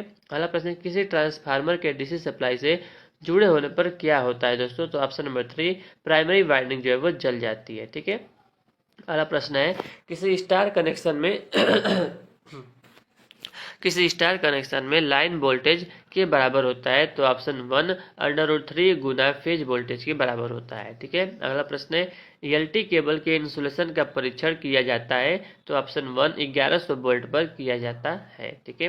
अगला क्वेश्चन है कि which type of motor is suitable for traction work? तो ऑप्शन 3 डीसी सीरीज मोटर। अगला प्रश्न है बिना लोड के डीसी सीरीज वाले मोटर को नहीं चलाना चाहिए, क्योंकि दोस्तों इसकी गति जो है वो खतरनाक सीमा तक बढ़ जाएगी। अगला प्रश्न है कि आईएसआई के नियमों के अनुसार किसी लाइटिंग सर्किट में अधिकतम भार से ज़्यादा नहीं होना चाहिए? तो ऑप्शन 3 800 वाट से ज़्यादा नहीं होना चाहिए। आमतौर पर सेकेंडरी वाइंडिंग का उपयोग किसमें किया जाता है? तो ऑप्शन नंबर 4 एकल फेज वाले मोटरों में किया जाता है। पीक फैक्टर किसका अनुपात होता है? तो ऑप्शन नंबर 3 आरएमएस मान की तुलना में आरएमएस मान और जो है maximum value to RMS value, यानी कि maximum value upon RMS value होता है। ठीक है ना, पीक फैक्टर का फार्मूला होता है maximum value upon RMS value. ठीक है। किसी single phase capacitor start motor में अपकेंद्रीय स्विच में जोड़ा गया होता है? तो ऑप्शन 3 स्टार्टिंग वाइंडिंग के साथ सीरीज में जोड़ा गया होता है। ठीक है। अगला क्वेश्चन है कि पीवीसी का फुल फॉर्म क्या है दोस्तों? तो पॉलीविनाइल क्लोराइड जो है, ऑप्शन 3 इसका करेक्ट आंसर है। ठीक है। क्वेश्चन नंबर देखते हैं अगला, ओम का नियम बताता है कि V बराबर क्या होता है, R इंटू आई होता है। ठीक है, ऑप्शन 3 करेक्ट है। अगला प्रश्न है कि ऐसे स्विचों की कितनी संख्या होती है जिनका उपयोग सीढ़ी के लाइटिंग सर्किट के लिए उपयोग किया जाता है और उनका प्रकार क्या है। तो ऑप्शन नंबर 3 दो तरफा स्विच लगा होता है। ठीक है ना, 2 वे स्विच, वो भी 2। किसी एकल फेज मोटर की चक्कर दिशा को के द्वारा बदला जा सकता है। तो ऑप्शन नंबर 2 चाल या प्रारंभिक यानी कि रनिंग या स्टार्टिंग वाइंडिंग टर्मिनलों के किसी एक में बदलाव करके। ठीक है, अगला प्रश्न है कि जर्मेनियम और सिलिकॉन होते हैं क्या होते हैं। ऑप्शन 4 सेमीकंडक्टर्स होते हैं। What is the use of an armoured wire in cable. तो ऑप्शन 4 मैकेनिकल प्रोटेक्शन। अगला प्रश्न है एसी और डीसी आपूर्तियों दोनों पर कौन सा मोटर काम कर सकता है। तो option number 4 universal motor AC और डीसी दोनों पर कार्य कर सकता है। अगला प्रश्न किसी उद्दीप्त इंडिकेसेंट लैंप का पावर फैक्टर क्या होता है। ऑप्शन नंबर 2 1 होता है। ठीक है, अगला प्रश्न है यूपीएस का फुल फॉर्म क्या होता है। तो अनइंटरप्टेड पावर सप्लाई होता है। ऑप्शन 4 करेक्ट है। ठीक है, अनइंटरप्टेड पावर सप्लाई। अगला प्रश्न है कि एच श्रेणी के विद्युत रोधी या उष्मा रोधी का सीमित तापमान क्या है। तो ऑप्शन 1 180 डिग्री सेल्सियस। अगला प्रश्न है प्रदीप्ति की इकाई क्या है। तो ऑप्शन नंबर 2 लक्स जो है वो प्रदीप्ति की इकाई होती है। अगला क्वेश्चन देखते हैं कि पहचान जो है इंड रूल द्वारा की जाती है। किसकी पहचान। तो चुंबकीय ध्रुव मैग्नेटिक पोल की पहचान इंड रूल द्वारा की जा सकती है। ठीक है, अगला प्रश्न है किसी भू इलेक्ट्रोड से एक भवन की दूरी से कम नहीं होनी चाहिए। तो 1.5 मीटर से कम नहीं होनी चाहिए। ठीक है ना, किसी भू इलेक्ट्रोड से एक भवन की दूरी 1.5 मीटर से कम नहीं होनी चाहिए। अगला प्रश्न है इस वीडियो का लास्ट क्वेश्चन बैटरी का ट्रिकल चार्जिंग के द्वारा आवेशित होती है। तो ऑप्शन नंबर 3 बहुत कम करंट के द्वारा जो है वो आवेशित होती है ट्रिकल चार्जिंग में। ठीक है दोस्तों, तो इस वीडियो में भी हमने देख लिया 50 इंपॉर्टेंट क्वेश्चन। अब आने वाले अगले वीडियो में भी हम 50 क्वेश्चन इंपॉर्टेंट देखेंगे। ठीक है दोस्तों, तो जहाँ से भी मुझे इंपॉर्टेंट प्रश्न मिलता है दोस्तों कि लगता है कि यहाँ पूछेगा, ठीक है ना, क्योंकि मैं भी तैयारी कर रहा हूँ ना इसका LPCB 2 का। ठीक है, मुझे भी एग्जाम देना है, तो जहाँ से इंपॉर्टेंट क्वेश्चन मिलता है दोस्तों मैं भी आपके लिए वो लेकर आता हूँ। ठीक है फ्रेंड्स, तो thank you for watching this video. Video अच्छा हो तो वीडियो को लाइक करेगा, चैनल पर नए चैनल को सब्सक्राइब करेगा। ठीक है फ्रेंड्स, तो thank you for watching this video. जय हिंद, जय भारत, वंदे मातरम। नमस्कार दोस्तों, तो आइए प्रैक्टिस सेट नंबर 7 में आपका स्वागत है। तो आइए इस वीडियो में देखेंगे 50 मोस्ट इंपॉर्टेंट प्रश्न जो कि LPCB 2 एग्जाम के लिए अति महत्वपूर्ण होगा। ठीक है ना, RRB JEE का भी आप देंगे तो उसके भी इंपॉर्टेंट होगा। ठीक है, तो ऐसे ही क्वेश्चन दोस्तों पूछे जाते हैं। पहला जो क्वेश्चन है कि एक प्रेरण मोटर में यदि पोल की संख्या दोगुनी हो जाती है तो गति क्या हो जाएगी। तो ऑप्शन नंबर बी आधी हो जाती है, क्योंकि दोस्तों जो नंबर ऑफ पोल होता है ना और जो गति होती है वो एक दूसरे के इन्वर्सली प्रोपोर्शनल होता है। ठीक है ना, तो आइए फ्रेंड्स अगला क्वेश्चन देखते हैं। अगला प्रश्न की कह रहा है कि शीतगृह में खांचेदार जगह पर किस तरह की वायरिंग का उपयोग किया जाता है। तो ऑप्शन नंबर 4 शीशा कवचित वायरिंग का प्रयोग किया जाता है। ठीक है ना, अगला प्रश्न देखते हैं क्वेश्चन नंबर 3 किसी सेतु दृष्टिकारी यानी कि ब्रिज रेक्टिफायर में कितने डायोड का उपयोग किया जाता है। तो ऑप्शन नंबर 3 करेक्ट है, 4। ठीक है ना, 4 जो डायोड का प्रयोग किया जाता है। अगला प्रश्न है कि इलेक्ट्रॉन पर प्रवाह को कहा जाता है। तो ऑप्शन नंबर 3 धारा कहा जाता है। इलेक्ट्रॉन के प्रवाह की दर को मतलब इलेक्ट्रॉनों के प्रवाह की दर को क्या कहते हैं, धारा कहते हैं। ठीक है ना, प्रवाह को धारा कहते हैं। ठीक है, अगला प्रश्न है किसी गहन छड़ प्रकोष्ठ प्रेरण मोटर का स्लॉट आकार अनुपात है कितना होता है, 12:1 होता है। ठीक है, अगला प्रश्न है कि इंसुलेशन प्रतिरोध को का उपयोग करते हुए मापा जाता है। तो ऑप्शन नंबर 1 मेगर का उपयोग करके मापा जाता है। ठीक है, अगला प्रश्न है कि किसी स्टार डेल्टा संयोजन में ऊर्जा को द्वारा दिया जाता है। तो option number 2 √3 VL/IL cos theta. ठीक है ना, तो ऑप्शन नंबर 2 करेक्ट हो जाएगा। अगला प्रश्न है कि भू रिसाव अर्थ लीकेज सर्किट ब्रेकर को किस रूप में भी जाना जाता है। तो ऑप्शन नंबर 1 अवशेष यानी कि रेजिड्यूअल करंट सर्किट ब्रेकर के नाम से भी जाना जाता है।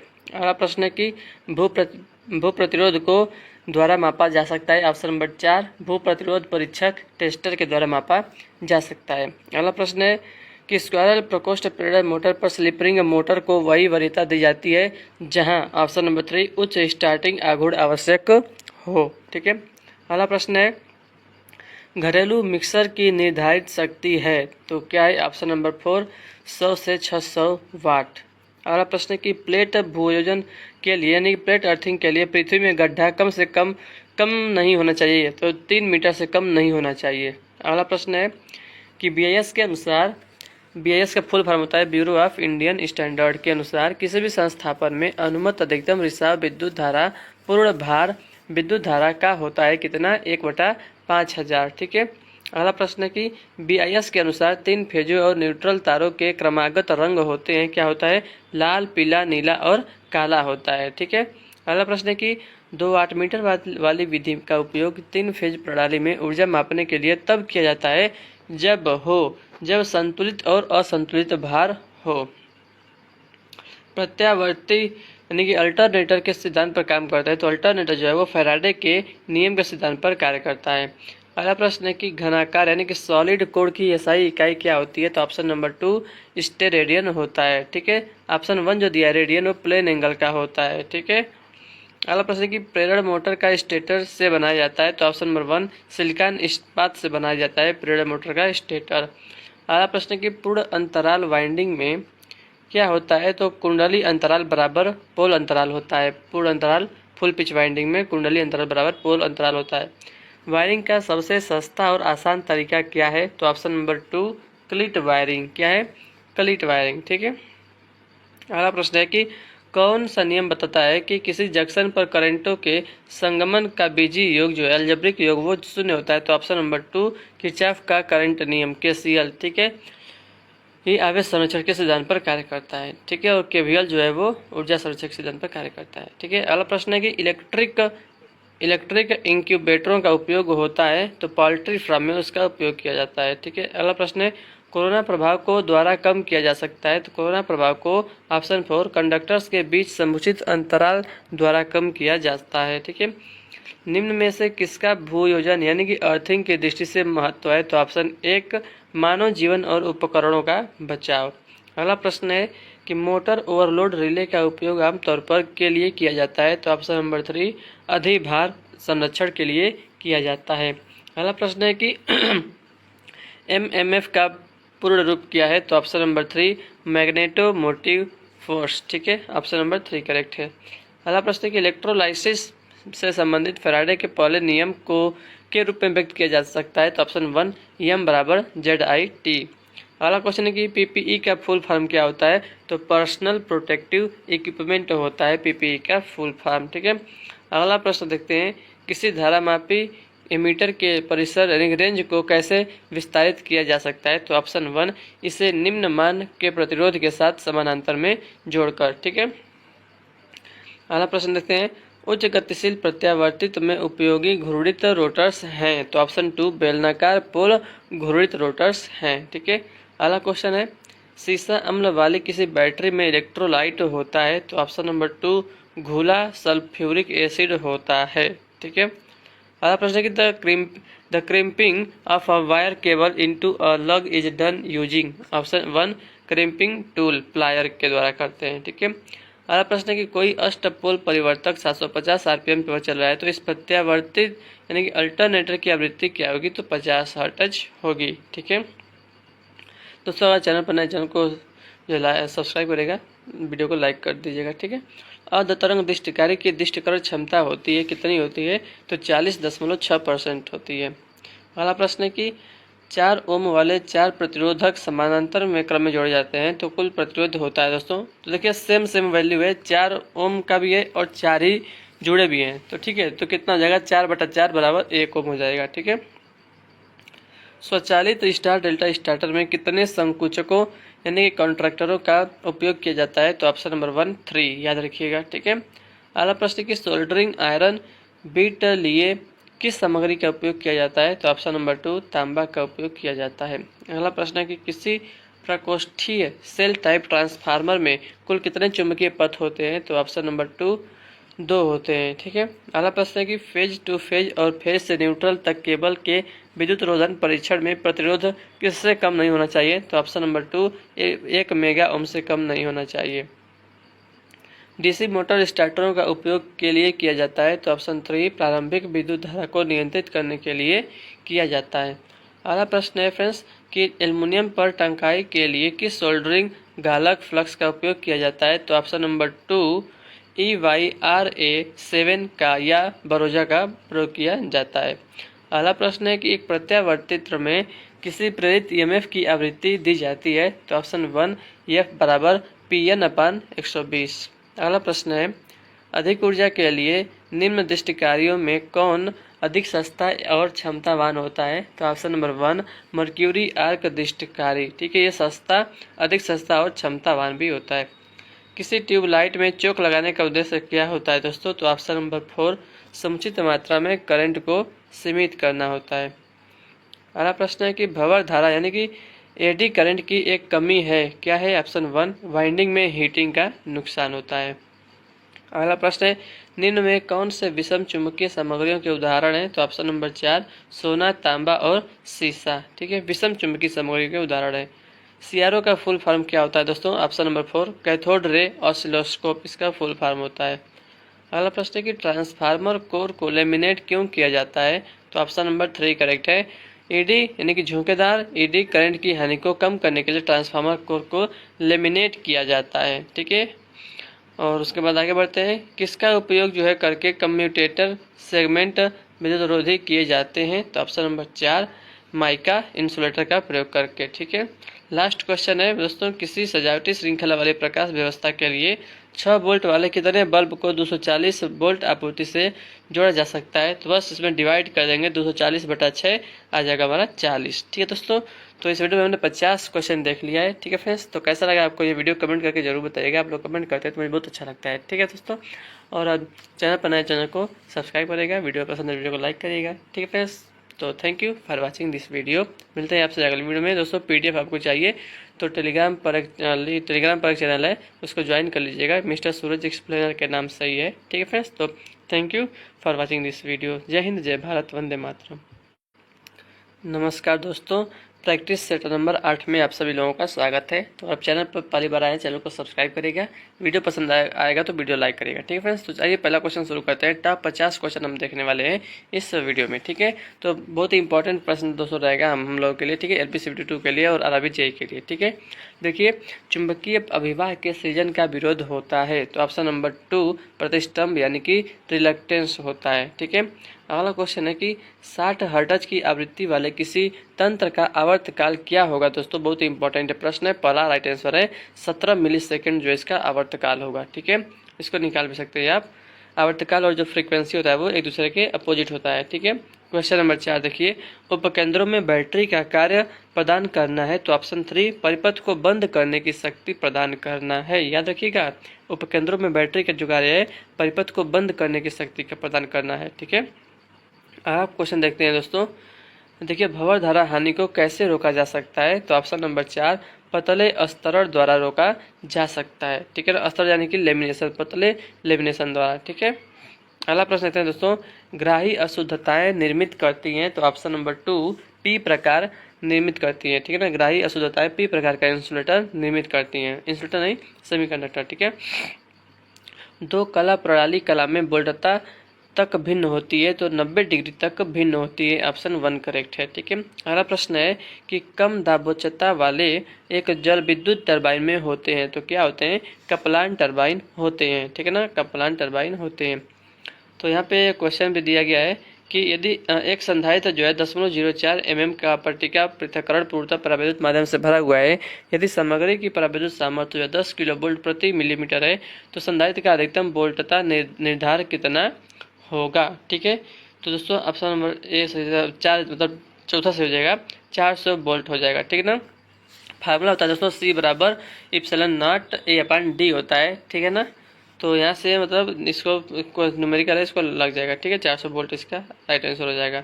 अगला प्रश्न है कि स्थिर भार के लिए एक तुल्यकालिक मोटर की आर्मेचर धारा और क्षेत्र धारा के बीच ग्राफ होता है? तो ऑप्शन नंबर 4 V वक्र होता है। ठीक है ना, अगला प्रश्न है कि निम्नलिखित में से कौन एक जल विद्युत केंद्र नहीं है? तो ऑप्शन 2 तारापुर जल विद्युत केंद्र नहीं है। ठीक है, अगला प्रश्न है कि यदि ज्या तरंग यानी कि साइन वेव की अवधि 1/2 मिलीसेकंड है तो इसकी आवृत्ति कितनी होगी दोस्तों? तो 2000 हर्ट्ज होगी। ठीक है ना, आवृत्ति और जो ये तरंग अवधि दिया है 1/2 मिलीसेकंड दिया है। ठीक है, तो 2000 हर्ट्ज आ जाएगा। ठीक है, परिपथ वियोजक यानी कि सर्किट ब्रेकर सामान्य रूप से निम्न में से किस दोष पर निर्धारित होते हैं? तो ऑप्शन नंबर 4 सममित यानी कि सिमेट्रिकल फॉल्ट पर। ठीक है, अगला प्रश्न देखते हैं, यदि एक प्रेरणी मोटर की वायु अंतराल शक्ति और यांत्रिक विकसित शक्ति 20 किलोवाट और 6 किलोवाट है तो घूर्णक ओमीय हानि कितनी होगी दोस्तों? तो 20 में से 6 माइनस कर देंगे तो आ जाएगा 14 किलोवाट। ठीक है।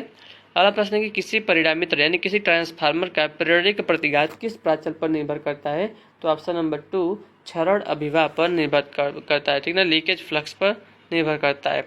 अगला क्वेश्चन है कि निम्नलिखित में से किस मशीन के लिए घूर्णी चुंबकीय क्षेत्र की अवधारणा अच्छी है? तो राइट आंसर है ऑप्शन नंबर 4 प्रेरणी मोटर। 3 कला प्रेरणी मोटर के गतिहीन अवस्था में होने पर सर्पण यानी कि स्लिप का मान क्या होगा? तो ऑप्शन नंबर 3 1 होगा। ठीक है। अगला प्रश्न देखते हैं।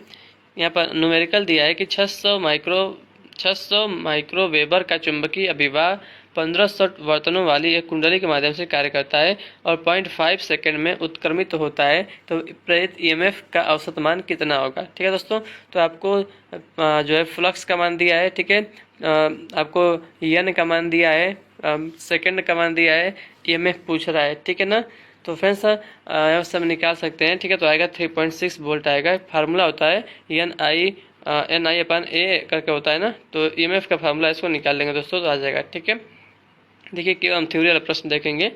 शून्य भार पर प्रचालित होने से इनमें से किस मोटर की गति अधिकतम होती है? तो ऑप्शन 4 सीरीज मोटर की गति अधिकतम होती है।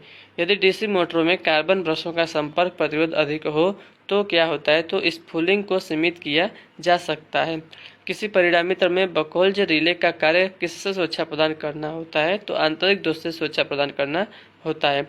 अगला प्रश्न है दोस्तों, किसी वियोजन परिणामित्र में होते हैं, क्या होते हैं? 1:1 फेरा अनुपात होता है, टर्न रेशियो होता है।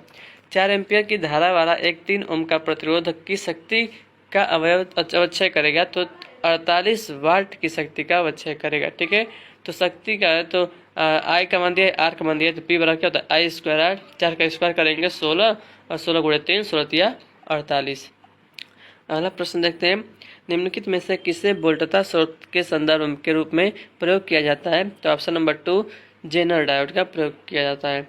The unit of brightness is option number 3 Lambert होता है। ठीक है ना, लैम्बर्ट। अगला प्रश्न है कि एक प्रत्यावर्तित में प्रति ध्रुव 9 प्रखाचे हैं। यदि प्रत्येक कुंडली में 8 प्रखाचे तारत्व पर विस्तृत होती हैं तो तारत्व गुणांक क्या होगा? तो आएगा 0.985 आएगा। ठीक है ना, 9 में नहीं 8 में जो है 9 से भाग दिया है। ठीक है ना, तो यह आ जाएगा। जब एक अर्धचालक डोपित होता है तो किस में वृद्धि होती है? तो चालकता में वृद्धि होती है। जिंक सिलिकेट द्वारा उत्पादित प्रतिदीप्ति का रंग होता है? तो ऑप्शन नंबर 4 हरा होता है, ग्रीन। ठीक है। घरेलू प्रतिष्ठानों में निम्नलिखित में से किस परिपथ वियोजक का प्रयोग किया जाता है? तो ऑप्शन 3 MCB का प्रयोग किया जाता है। इसका फुल फॉर्म पूछता है। ठीक है, मिनिएचर सर्किट ब्रेकर होता है। ठीक है। अगला प्रश्न देखते हैं दोस्तों। अगला प्रश्न दिया है कि एक चाप में शक्ति गुणक होता है, तो एक चाप में एक शक्ति गुणक होता है। यहाँ पे न्यूमेरिकल दोस्तों, इसको आप सॉल्व करेंगे तो आ जाएगा 3.55 वोल्ट आएगा। ठीक है ना, सिंपल होता है ये वाला क्वेश्चन। डीसी परिपथों की आवृत्ति होगी दोस्तों 0 हर्ट्ज होती है, 0। ठीक है। किसी वितरण प्रणाली में उपयोग किया जाने वाला वर्धक यानी बूस्टर क्या कर सकता है? तो वोल्टता पात की प्रतिपूर्ति कर सकता है, यानी जो वोल्टेज ड्रॉप में हानि हुआ रहता है ना, उसको ये मतलब उसकी प्रतिपूर्ति करता है, उसको मैनेज कर देता है। तो ये क्वेश्चन है, सॉल्व करेंगे इसको तो आएगा 1 एम्पियर आएगा। ठीक है। और यहाँ पर क्या पूछ रहा है कि स्लिप कितना स्लिप परसेंटेज स्लिप पूछ रहा है। ठीक है, तो NS माइनस NR बटा NS होता है, यानी कि 1500 माइनस 1350 बटा 1500 करेंगे तो आ जाएगा 10%। ठीक है। एक बैटरी में 12.8 वोल्ट का विद्युत वाहक और बल जो है और 3.2 एम्पियर की धारा है, तो बैटरी द्वारा 5 मिनट में कितने कूलाम का विसर्जन किया जाएगा? तो 960 कूलाम का किया जाएगा। ठीक है ना, तो ये तो सिंपल है, इसको आप लगा लेंगे। ठीक है। एकल कला जो है प्रेरणी मोटर में लगा हुआ घूर्णक किस प्रकार का होता है? तो स्क्वायरल केज रोटर होता है। ठीक है। अगला प्रश्न है कि विद्युत शक्ति का एक गैर पारंपरिक स्रोत है, तो भूतापीय ऊर्जा विद्युत शक्ति का एक गैर पारंपरिक स्रोत है। निम्न वोल्टेज प्रणाली के लिए सामान्य रूप से पसंद किया जाने वाला संरक्षण जो है कौन सा है? तो है फ्यूज। अगला प्रश्न है, ये भी क्वेश्चन दिया गया है। ठीक है, तो धारा पूछ रहा है तो 40 एम्पियर की धारा आ जाएगा। ठीक है, इसको सॉल्व करेंगे, सिंपल है। निम्नलिखित में से कौन सी गति नियंत्रण तकनीक दोनों दिशाओं में डीसी शंट मोटर की गति को नियंत्रित करने में सक्षम है? तो वार्ड लियोनार्ड विधि। ठीक है, ये बेस स्पीड से कम और बेस स्पीड ज़्यादा दोनों पर गति नियंत्रित करता है। अगला प्रश्न है कि केबिलों में अंतर कोष का क्या कार्य होता है? तो प्रतिबल वितरित करना। ठीक है, प्रतिघाती शक्ति प्रतिकरण के लिए उपयोग किए जाने वाले संधारित्रों का निर्धारण में किया जाता है, तो केवीएआर में किया जाता है। और ये भी क्वेश्चन है न्यूमेरिकल, इसको सॉल्व करेंगे। कुंडली बर्तनों की संख्या पूछा है तो 858 इसका आएगा। ठीक है ना, इसको आप सॉल्व कर लीजिएगा। प्रेरण जनित्र यानी कि इंडक्शन जनरेटर का सर्पण हमेशा होता है, तो क्या होता है? ऋणात्मक होता है।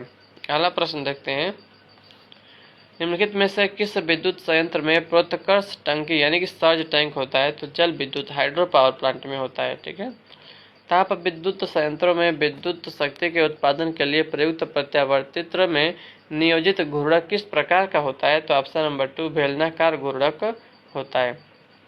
और ये न्यूमेरिकल सॉल्व करेंगे इसको तो 20 ओम आएगा। ठीक है, पूरा क्वेश्चन देख लीजिए, सॉल्व करने का इसको प्रयास करिएगा।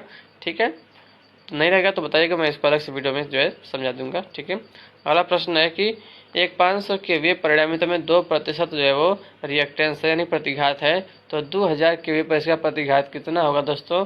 तो 8% होगा। ठीक है ना, देखिए 8 गुना जो है बढ़ गया है, 500 था तो 2000, 5/40 नहीं, 5/40 नहीं, 5 4 गुना हो गया है, तो 4 गुना हो गया तो 2% था, तो इसके बीच जो है 4 गुना कर देंगे 2 को, तो 2 चौको 8% हो जाएगा। ठीक है फ्रेंड्स, तो इस वीडियो में हमने 50 क्वेश्चन देखा है। ठीक है फ्रेंड्स, तो अच्छा लगा वीडियो तो लाइक करिएगा, चैनल पर नए तो चैनल को सब्सक्राइब करिएगा। ठीक है फ्रेंड्स, तो thank you so much for watching this video. PDF के लिए दोस्तों टेलीग्राम चैनल है जिसको ज्वाइन कर लीजिएगा, मिस्टर सूरज एक्सप्लेनर के नाम से ही टेलीग्राम चैनल है। ठीक है ना, तो thank you so much for watching this video.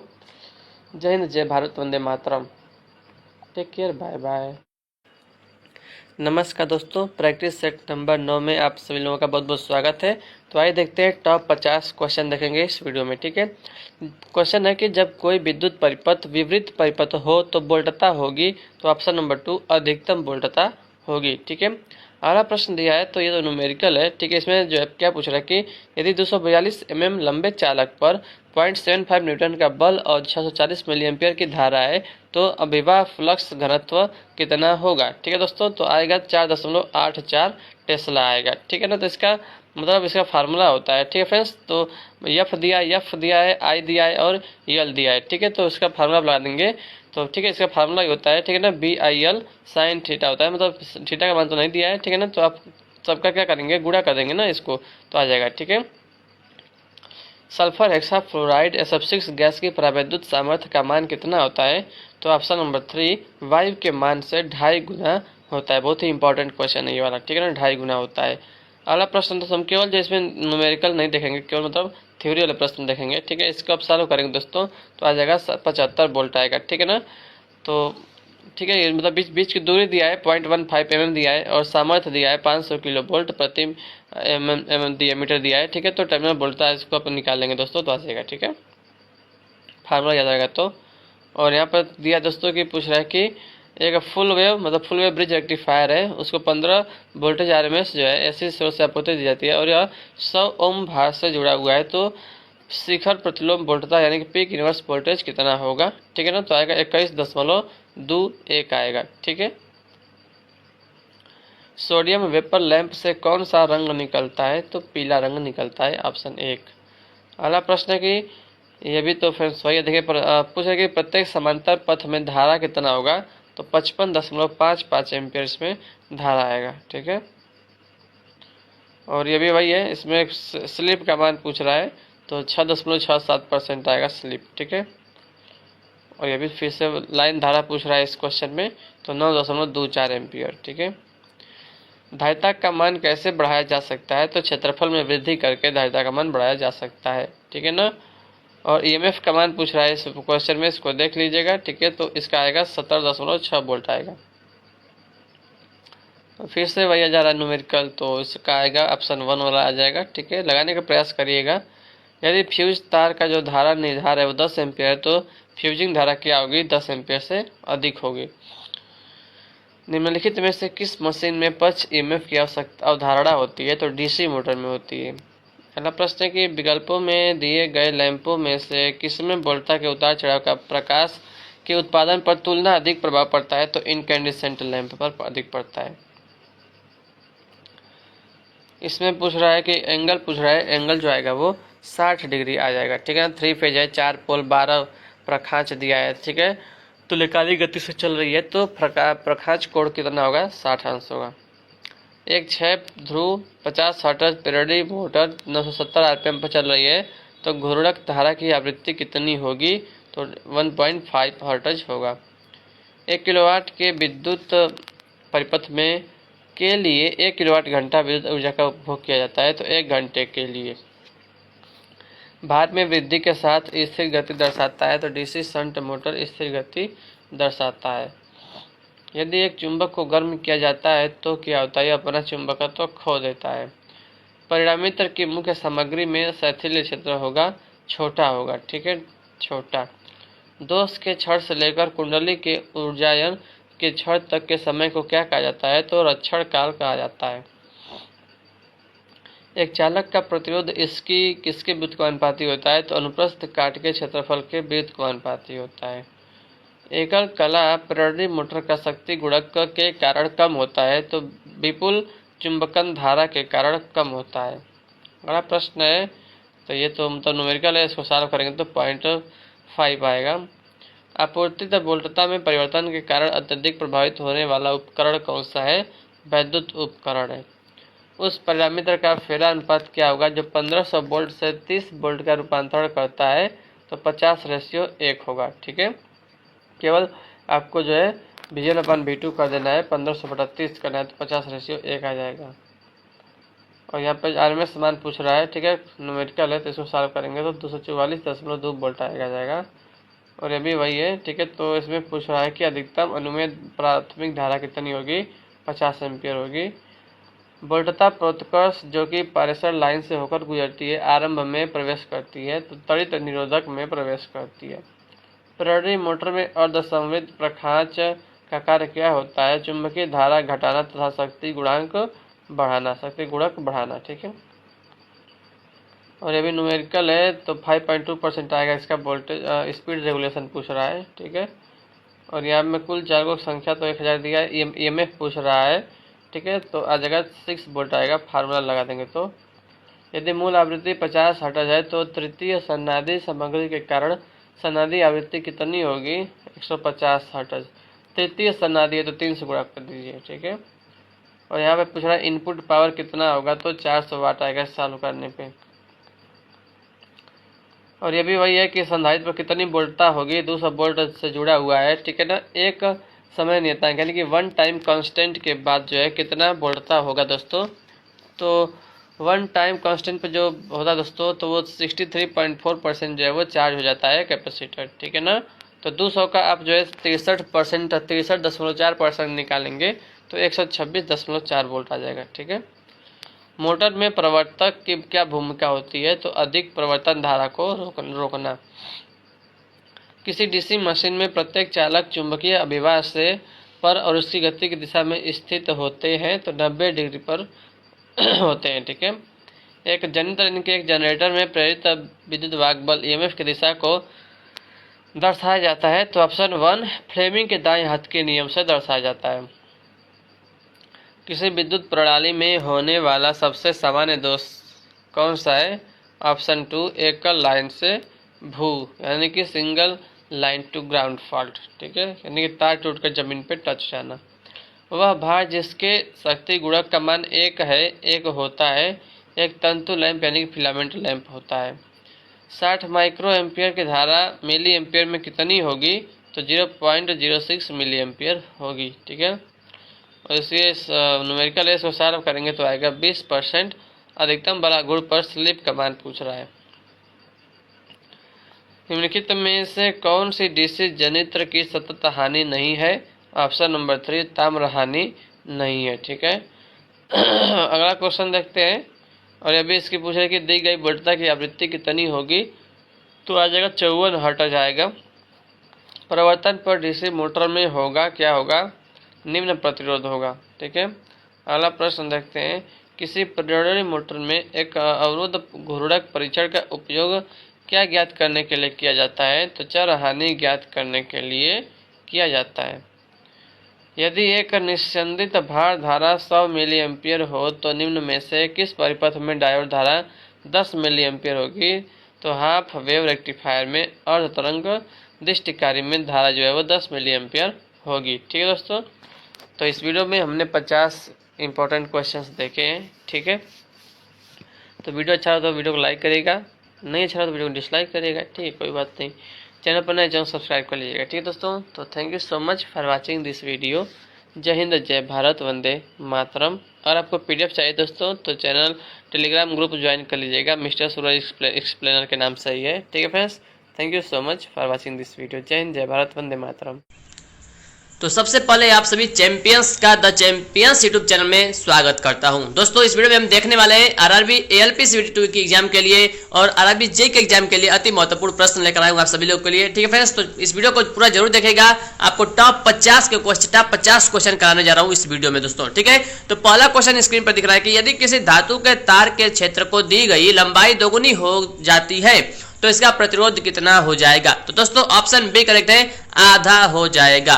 Question number 2 है कि एक चालक में पैदा हुई ऊष्मा किसके वर्ग के समानुपाती होती है? तो ऑप्शन सी करेक्ट है दोस्तों, करंट के जो है वर्ग के समानुपाती होती है, क्योंकि फार्मूला होता है H बराबर I स्क्वायर RT, तो करंट के स्क्वायर के डायरेक्टली प्रोपोर्शनल होता है। ठीक है, अगला प्रश्न है क्वेश्चन नंबर 3, फ्लोरेसेंट लैंप के दोनों सिरों के काला पड़ने का संभावित कारण निम्नलिखित में से कौन सा है? दोस्तों ऑप्शन ई करेक्ट है, इन सभी पर दोस्तों निर्भर करता है। देखिए फ्लोरेसेंट लैंप को बार बार शुरू करना, चालू करना, बंद करना दोस्तों, इसमें भी काला वो पड़ सकता है। बी वाला है कम या अधिक वोल्टेज, तो अगर वोल्टेज भी फ्लक्चुएट कर रहा है तो भी काला पड़ने की संभावना है।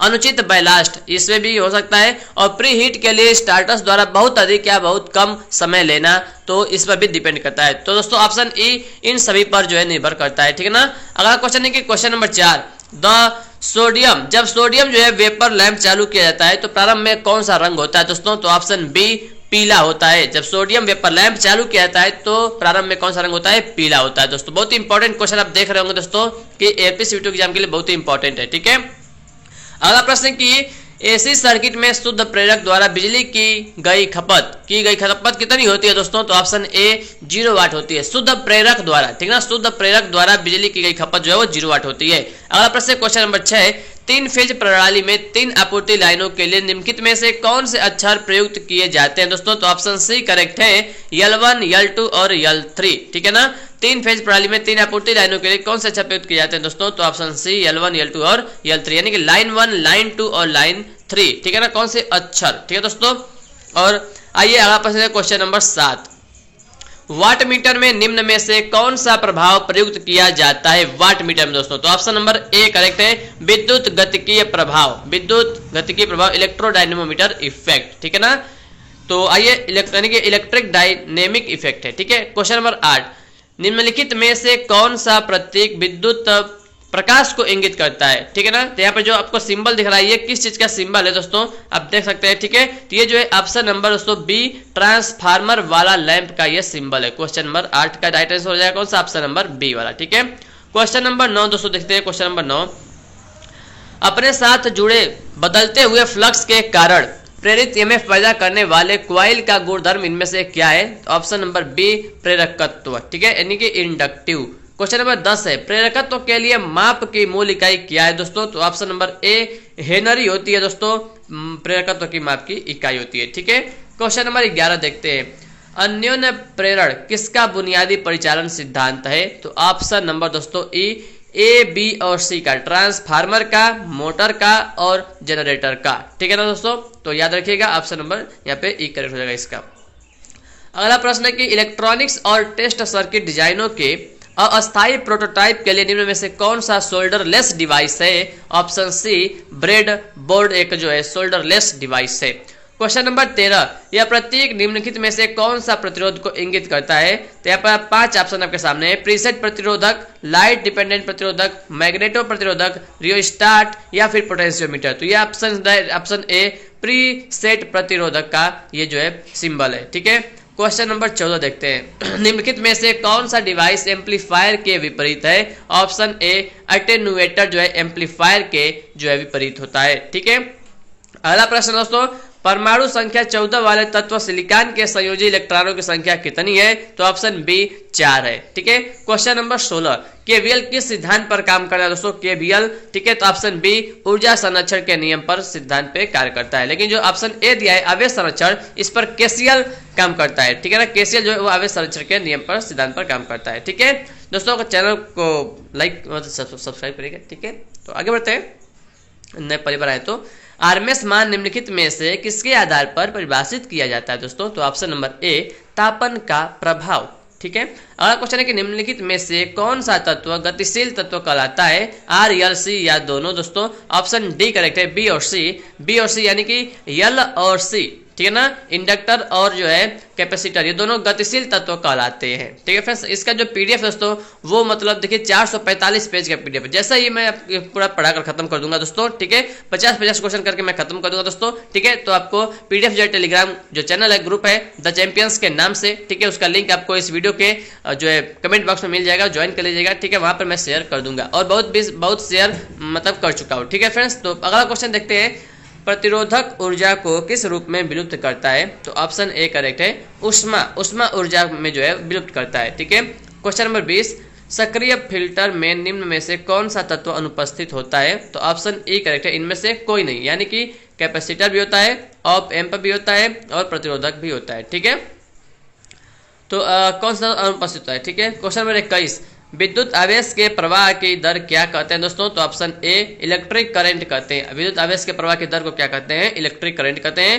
करंट का फार्मूला होता है आई बराबर क्यू अपॉन टी। ठीक है ना, अगला क्वेश्चन है क्वेश्चन नंबर 22, 4 संयोजी इलेक्ट्रॉनों से कम परमाणु क्या होते हैं? तो ऑप्शन ए चालक होते हैं। ठीक है ना, चालक होते हैं। ठीक है दोस्तों, अगर 4 है, अगर जैसे अगर केवल जो है अगर 4 से कम है तो चालक कहते हैं, अगर 4 है तो अर्धचालक कहते हैं, और 4 से अधिक है तो उसे हम अचालक या कुचालक कहते हैं। ठीक है, क्वेश्चन नंबर 23, एक विद्युत क्षेत्र किसका विक्षेपण कर सकता है? तो ऑप्शन सी अल्फा कण का जो है विक्षेपण कर सकता है। ठीक है, क्वेश्चन नंबर 24, निम्न पदार्थों में से किसकी उच्चतम विद्युत सुचालकता होती है? तो ऑप्शन डी चांदी की होती है दोस्तों। ठीक है, अगर क्वेश्चन नंबर 25, अगर किसी प्रतिरोधक का रंग वाला जो 3 रंग वाला बैंड पीला है, बैगनी है और काला है, तो प्रतिरोधक का मान क्या होगा? दोस्तों इसको आप निकाल सकते हैं, जो आप याद किए होंगे। ठीक है, पहले ब्लैक होता है, ब्लैक, ब्राउन, देखिए पीला है तो BBR ओ वाई, तो 4 से शुरू होगा। ठीक है ना, तो ऑप्शन नंबर देखिए कौन सा?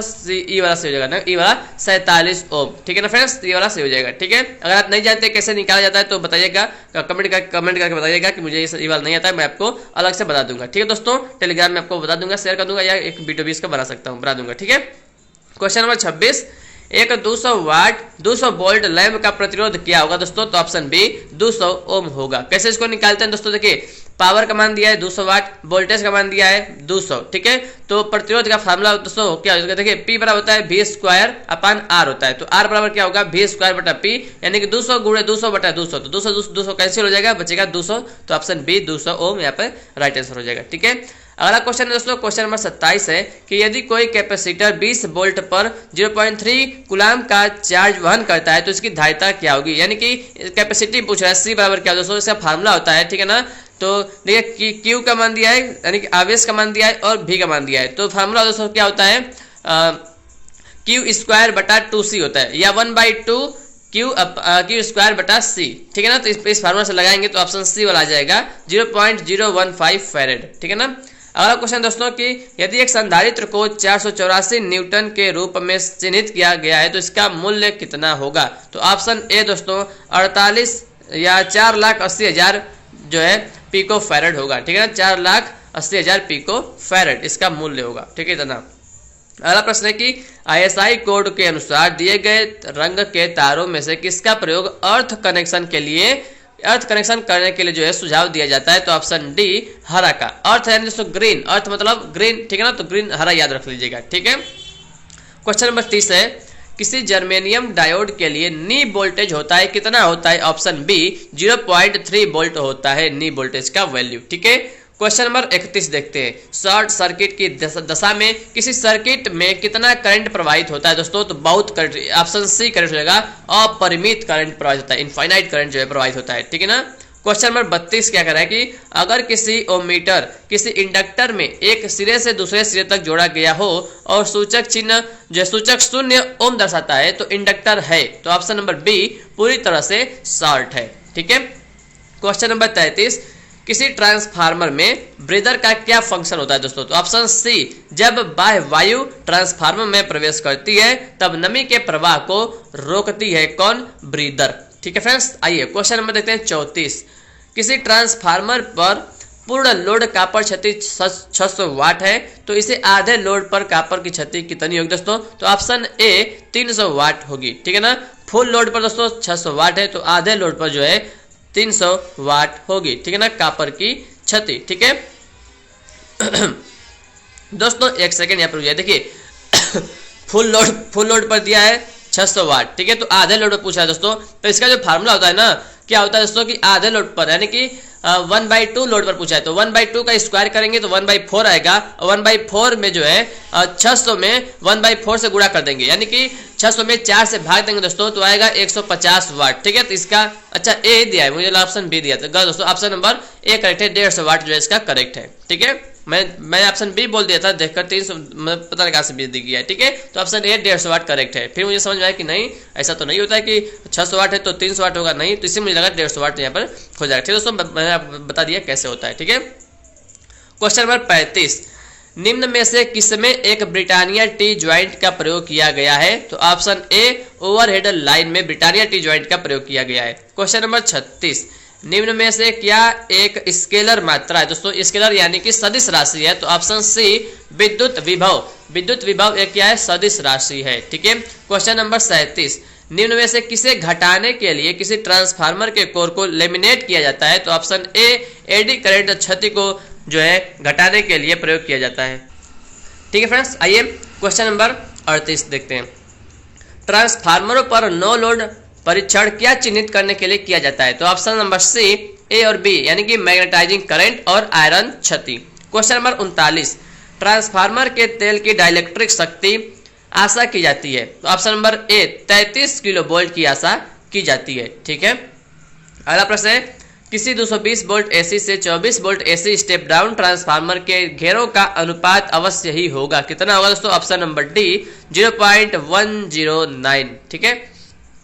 अगला क्वेश्चन है दोस्तों कि देखते हैं एक ट्रांजिस्टर में डिप्लीशन परतों की संख्या होती है कितनी? ऑप्शन ए 2 होती है, ठीक है। क्वेश्चन नंबर 42 किसी थ्री फेज 6 पोल 50 hertz slip ring induction motor में रोटेटिंग मैग्नेटिक फील्ड कौन सी गति पर घूमेगा दोस्तों? तो ऑप्शन ए 1000 आरपीएम पर जो है घूमेगा, ठीक है।